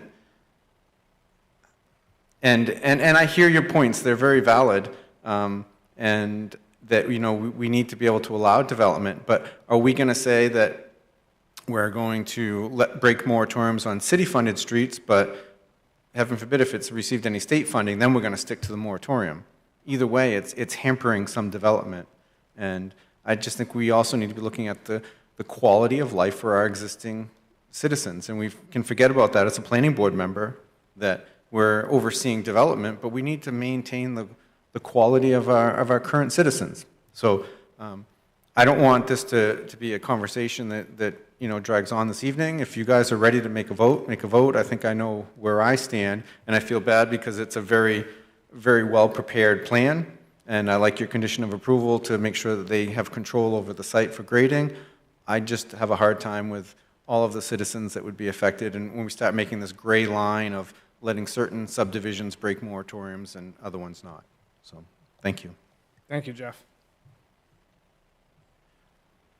I was just going to ask a question. When you break something, when you pave something and you break it, how long is that going to last, right? I think we talked about, you mentioned that earlier, like, so the integrity of, I had to think of a bone. You break your bone once, what's the likelihood you're going to break your bone again after you break it the first time? Because it's weaker, right? So what's the replacement time frame for something like this? So you break the road, you patch it, but you're going to have to replace that in a quicker time frame than you would if you didn't break it? Am I making sense? Yeah, that's a right. It's a so fair question. When you go down this line, so every time you break a road and you do this, you keep doing this and you keep doing this. What does that involve in cost to the city? So, Mr. Chair, if I may. Yes. So it's one of the reasons why I brought up Chapter 4 and Chapter 186 is there's multiple reasons why a road may be broken outside of growth and development. For instance, if you need to get into the road for a stormwater system, or main water needs to make a repair or a patch. So there's various reasons why a road would be impacted. It's not just for growth and development. And it's not up to this body to determine if the pavement moratorium can be broken. You're reviewing the application, and it's going to be up to the Public Works Department to determine whether or not the pavement moratorium is broken. In this case, we've asked them for their input, and they've said, well, if it's going to be broken, this is what we will be requesting of the applicant. We're going to bring those in as conditions of approval if that's where the board goes tonight, so that it's very clear what the applicant would need to do. But it's really not this board's decision to determine whether or not the pavement moratorium can or can't be broken. I think these are all very good questions and all very good considerations, but really the board has to make its findings on Chapter 179 and 188. And you have the information that you need from Public Works on what they will require if they are allowing a moratorium, a cut-in on the moratorium. I hope that helps. Thank you. Yes, Jim. Mr. Chair, just briefly, I think Emily just made the point that I was that I wanted to make too. Unless the City Council changes our ordinances to prohibit us from, accepting proposals for subdivisions or whatever, that would break a moratorium on a street that's just been paved, I don't think that we have the jurisdiction to prohibit a development simply because it's going to break a pavement moratorium. I think we have to, as Emily said, we just have to follow the ordinances that we have before us here, and I mean, I think Jeff has made a good point, but I don't think that that's within our purview to deny an application on that basis. Thank you, Jim. Real quick, Emily, so within Joe's comment regarding that 100-foot long section, is that, I didn't have a chance to pull up the technical standards, but is that something within the technical standards or in a document that the city has, or is that his recommendation, or is that? This is best practice that he's seen in the field. It's much higher standard than if you were just making a patch. It's a milling of it. It's pavement, and it's a wider area than even the state would require. Wider area than the state would require you? Yeah, for like a patch. Okay, and I see it's full width, 100 feet, centered on Country Woods there, so it would be, Crescent. So we're talking 50 feet each side along Samuel Marshall. Yes. Correct.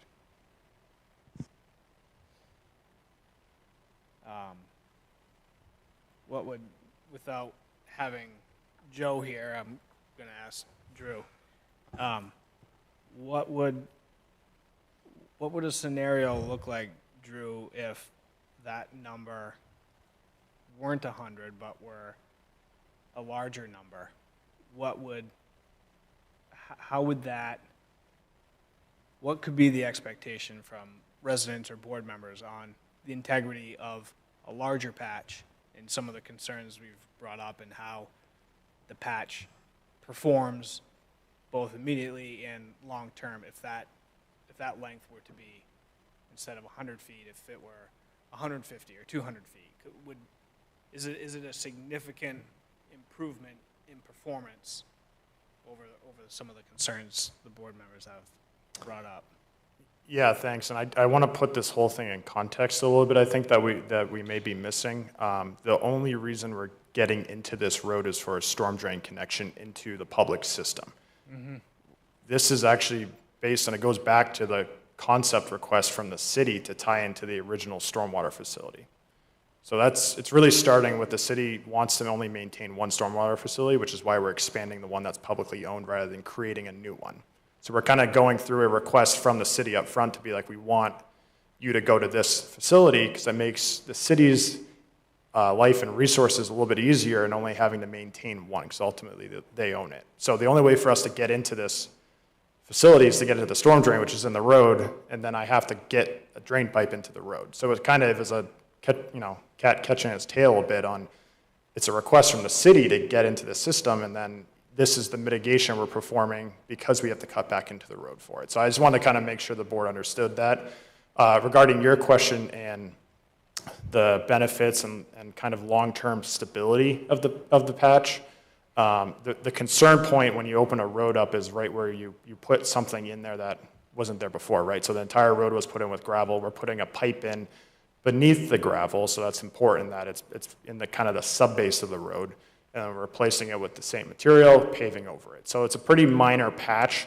It's not a total reconstruction of the road. You're not doing a deep sewer main. You're not doing a deep water main. You're just doing a 4-foot deep storm drain. So we kind of start with the framework of, okay, that's where we're starting with it. And then we go 50 feet either side of it, full width of the road, so that's curb to curb face. And that's to help the transition that you may see by putting a new pipe in the ground. So that 50 feet, kind of as you go wider, will help mitigate any sort of either bump or sag that the road may feel with a new utility in it. To Emily's point, the state of Maine, if this was a state-controlled highway, it would be 20 feet, and they wouldn't deny you. They would just say, here's the requirements, 20 feet outside. This is your mitigation for it, no matter what the reason is. So we're, again, listening and hearing the city's concerns and working with the city engineer and public works. They're requesting 50 feet. So we say, okay, that, might seem excessive on the developer side, but we understand the concern from the board and kind of creating a nice public roadway. So the reason why we're doing that a year later is because you want that trench to settle. If you did it right off the bat, it may not actually perform as good as the whole intention would be. So that's the reason for it, is you want to go through a frost cycle to then do it. So then you have a nice complete, and that's really the right way to do it. If you're going to break a moratorium, you're going to open up a new road, regardless if it's within 5 years or not. That's really the right way to do it. So that's kind of the reasoning for the timeline. And then in addition, I think we're also providing a contribution for a future overlay. So that part, the contribution, is really well above beyond, in my opinion, what any other moratorium rules would happen either around the state or other municipalities. And that's another contribution. That $10,000 is a significant portion of the roadway. It's probably at least half the cost of a full mill and overlay of that roadway. So I just want to kind of set a little bit of framework for that. I hope I answered your question with it. Yep, no, you did, thank you. Excuse me, through the chair. So you're saying that the only reason you're doing the road opening is because the city requested it? In a way, because we have to get into the stormwater facility that the city wants us to expand as part of our project. If they didn't ask that, we'd be doing, if they didn't want us to do an expanded stormwater facility, we'd have to look on site to do our own stormwater. Sorry for the question. I'm new to the board, No- so no worries. I wasn't here at the beginning, but that, okay. Thank you. Jeff? Thank you, Mr. Chair. That's my final piece. So subdivision regulation, chapter 186, 603, approval criteria says it shall conform with all local ordinances and plans. What Emily had pointed out with streets, chapter 186, section 32, whenever the city has developed plans to reconstruct a street, the city or its representative shall give written notice thereof to all abutting property owners, the city departments, and to all public utilities or persons who or which have or may have wished to lay pipes, wires, or other facilities in or under the highway. Upon receipt of such written notice, such person or utility shall have 60 days in which to install or lay any such facility. If the extension of time is needed by a person or utility for the installation of such facilities, the person or utility shall make a written application to the city explaining the full reasons for the request for such an extension of time. At the expiration of the time fixed and after such street has been reconstructed, no permit shall be granted to open such street for a period of 5 years unless an emergency condition exists or unless the necessities for making such installations could not reasonably have been foreseen at the time at which such notice was given. And I just respectfully think that's one of our ordinances and we would be violating it, but I don't want this to keep going on.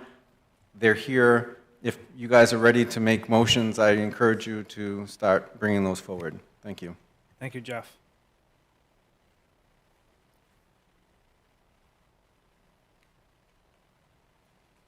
Any additional questions or thoughts from board members?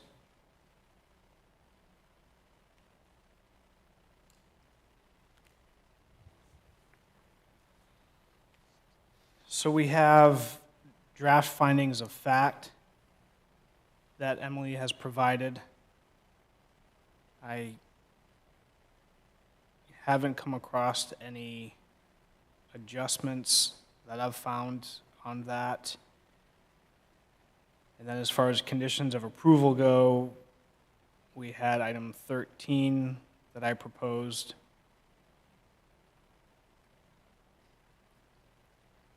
Circling back to the moratorium item, item number 10 of the conditions of approval has captured, as Drew has mentioned, the long-term pavement restoration fee to the city.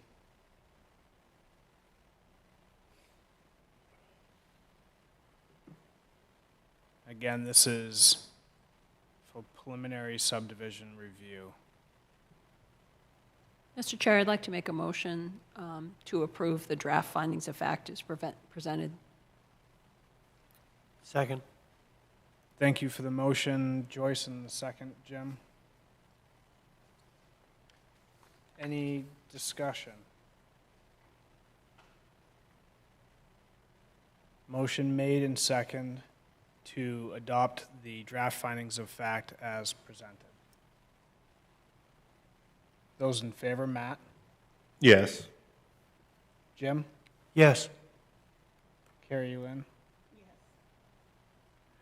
Joyce? Yes. Jeff? No. I vote yes.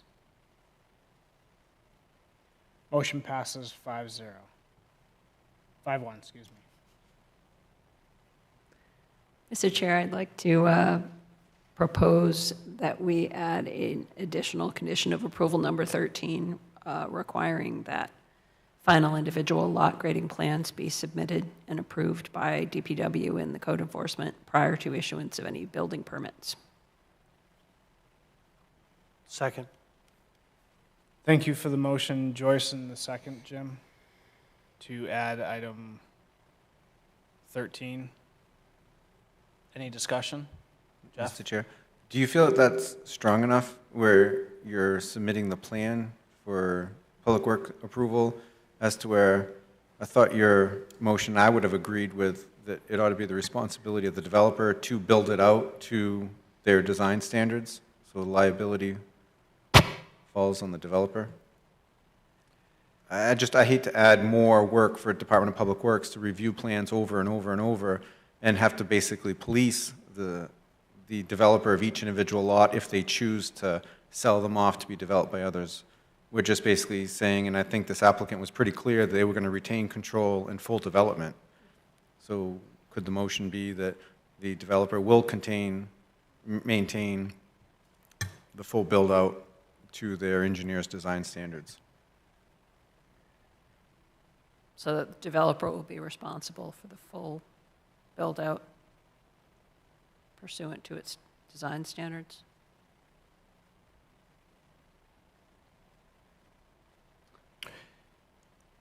Yeah, we should throw the word grading in there. That's the specific piece to that I'm looking to capture. I guess for right now, I'm in support of verbiage to really allude to us saying that it needs to be done, I guess.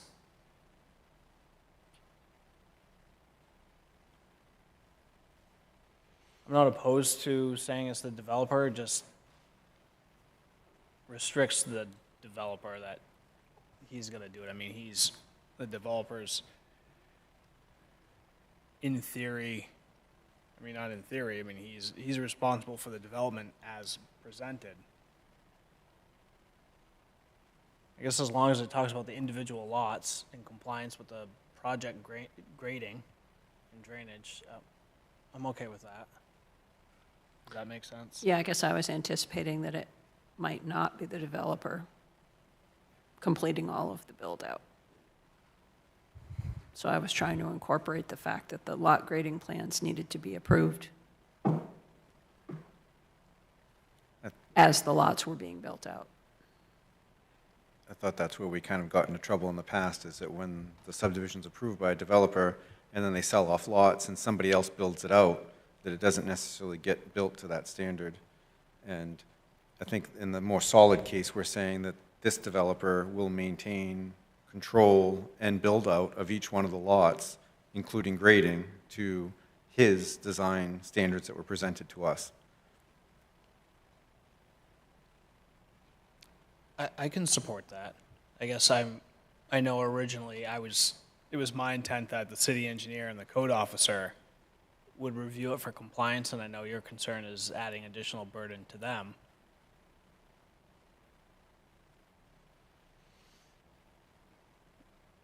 I guess I just feel like someone needs to check it at the end of the day. I guess we can say the individual, that the developer is responsible for each individual lot.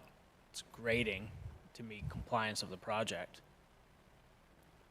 I agree. It's just as simple as that.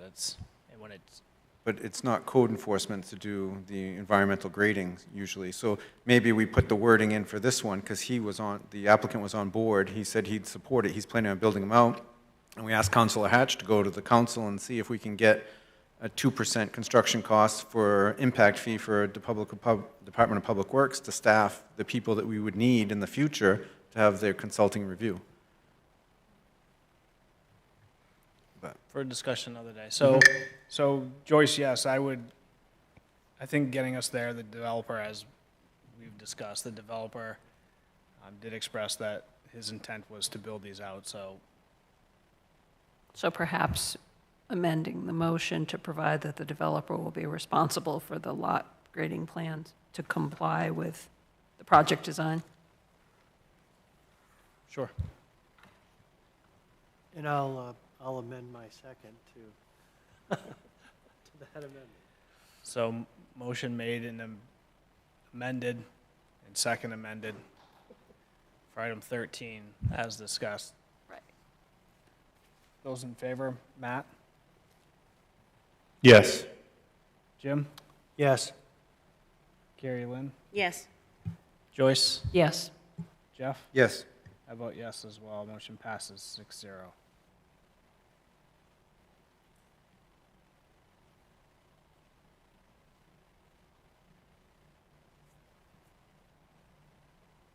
So, Mr. Chair, I move to adopt the draft conditions of approval with the inclusion of new condition of approval number 13. Second. Thank you for the motion and the second. Any additional discussion? Those in favor, Matt? No. Jim? Yes. Carrie Ann, Lynn? Yes. Joyce? Yes. Jeff? No. I will vote yes.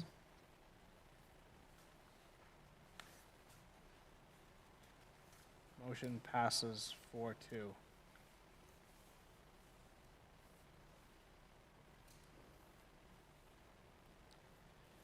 So then one final all-encompassing motion. Mr. Chair, I move to approve the application for preliminary subdivision review for map line 90, lot 22-6. Second. Thank you for the motion, Joyce, and the second, Jim. Any additional discussion?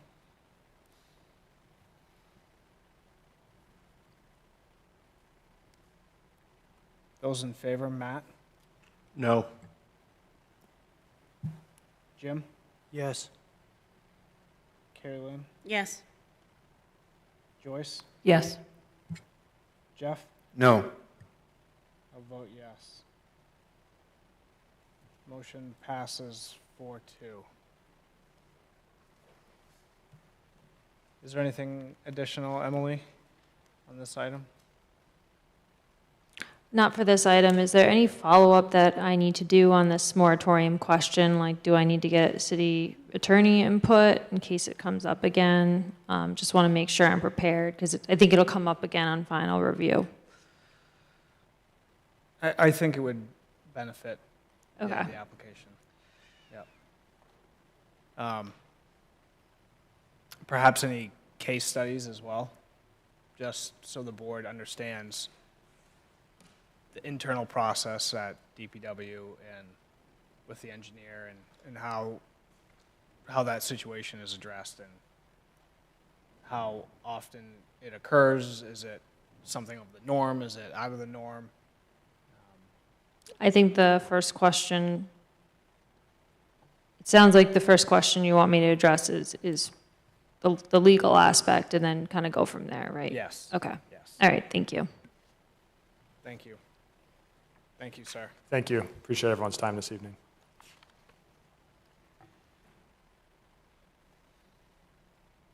Our next item, Emily, if the board has it in them, is a quick SOP update to add public comment. You want to address that briefly?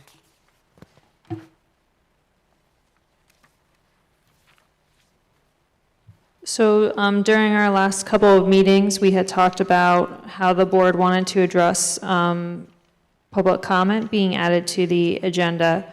So I took the section of our SOP that talks about order of business, which is how we outline our agendas, added the public comment item as number 4, and as directed by the board, we would be limiting it to 15 minutes to those items not under planning board review, and we would be directing those comments regarding planning board reviews to the public hearing section, the applicable public hearing section for that type of review. This also, we would be limiting to 3 minutes per person. If there are a number of members of the public looking to speak at once, then the chair could then reduce the 3-minute time period to accommodate like a number of speakers. And then, of course, we will still have our normal public hearing process on every single application. And then we also have our general correspondence item where members of the public can write something that we are told goes directly to the planning board, and we funnel it to you as the general correspondence item.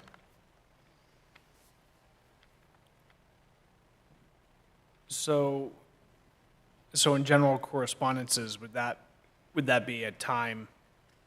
Well, I mean, just like we have it now, it's. So we have that right now. We added that in the Still. 2023 SOP Sure. update as an option for people to write you about something that didn't come up as a public hearing item. Okay, yes, and we've been addressing that item already. Yeah, Okay. exactly. I think this is a fine starting point. I'm not sure other board members' thoughts, but I think 15 minutes is good, 3-minute intervals. It doesn't, and I don't know if it's appropriate, maybe we can try it, but we don't really say, I know we say the comment period is limited to 15 minutes total. Do we need to address it, that the board could allow an extension if the agenda allows, or if any circumstances, or it's a hard 15 minutes? You can add that language certainly, but you really have the option to already do that if there was time that you wanted to allot for public comment. Okay. Well, we'll incorporate it, and we can make adjustment as we see the need for it. Right. Okay. Are you looking for formal direction from us or a motion to include this, or? Pretty much, yeah. I'm just looking for some direction. You don't necessarily have to approve this tonight, but I don't know if it's going to change too much. Yeah, I think it's a good starting point. I don't have any edits to it. I think we can include it if board members are in agreement. Yeah.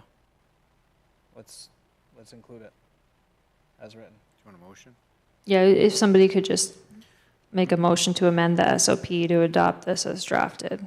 Mr. Chair, I move to adopt the planning board's standard operating procedure to the proposed draft dated May 28, 2024, to include the order of business with the new public comment section. Thank you for the motion, Jeff. Second. Second by Jim. Additional discussion? Those in favor, Matt? Yes. Jim? Yes. Carrie Lynn? Yes. Joyce? Yes. Jeff? Yes. I vote yes as well. Thank you, Emily. Thank you. With that, moving on, do we have any general correspondences? No general correspondences this evening. Any department updates or discussions? I have a few items here I'll just report very briefly, but one of the bigger items is we need to confirm your start time for the June 4th agenda. We have that here on top of the list for our department update. Okay. I know there was discussion there. There was discussion of 6 and 5:30. I know 5:30 is where we've traditionally been at for quite a while. I think that's, Mr. Chair, go ahead, Jeff. I lean towards 6. It's a difficult time in the summer to wrap up work and get here, so if we could be closer to 6 would be better for my preference. Thank you. Yeah, I'm fine with 6. So Jeff proposes 6, Joyce is in support. Yeah, I'm good with 6. 6. I'm good with it. 6. So just a couple of questions. So starting at 6, we can accommodate. It will mean that we're paying extra staff time because Lisa stays here through. So there is that consideration. So we'll be adding an extra half hour of staff time. Additionally, would we want to be updating our end time to later than 9:30 if we're not starting until 6? Because then we'll be starting workshops at 6. So we normally were starting workshops at 5:30. By the time we got to agenda items, it was closer to 6. Now we don't always have workshops, but I've also been asked by applicants if we can go back to 5:30 so they can get on agenda times a little earlier because we've been running pretty late. But of course, it's totally up to the board's consideration. I just wanted to share some of the considerations that I see from my desk. Thank you, Emily.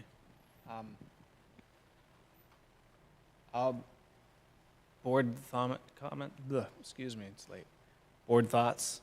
I can make 5:30 work if the board, if that works for the board. If the board prefers 6, it's much gives me more time to get from Portland, of course, so that's always not a bad thing. But I'll look to the board. We've heard Emily's notes and comments. I know historically we've been 5:30 for quite a while. It was, I guess, with the shift to 6:30, I greatly appreciate it. It was my personal intent to go back to 5:30, but I guess here we are discussing it, so to the board's preference. Jeff? I have to say that I think 6, unfortunately, Lisa has to work longer, but we end up staying late anyways. And quite honestly, trying to get here at 5:30, it pushes an extra 15 minutes on because of the railroad traffic and Route 1 corridor, the Main Street. It's just difficult to get here to park. So I think that I much prefer a 6 o'clock start. Okay. If 6 o'clock is preferred, then to Emily's point on the time extension, I guess it would be appropriate to push it back another half hour as well then. And extend the time. Well, I mean, we've had the rule supposedly that we're not taking up any new business after 9 now, even though we start at 6:30. So I don't want to go this late. This is every time. This is exhausting, and yes, I'd rather have an extra meeting occasionally than go too late. Okay. So it looks like 6 o'clock, Emily, and keeping the end time the same, and we'll all be as highly efficient as possible. Rests on my shoulders. Any additional planning board comments? Were we supposed to approve the May 7th meeting minutes too? Or? We will have those for you on the June 4th meeting packet. So no, you didn't miss anything tonight.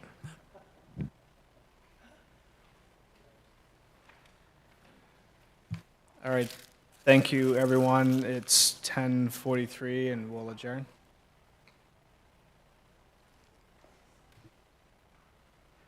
Yes, there are plans to sign.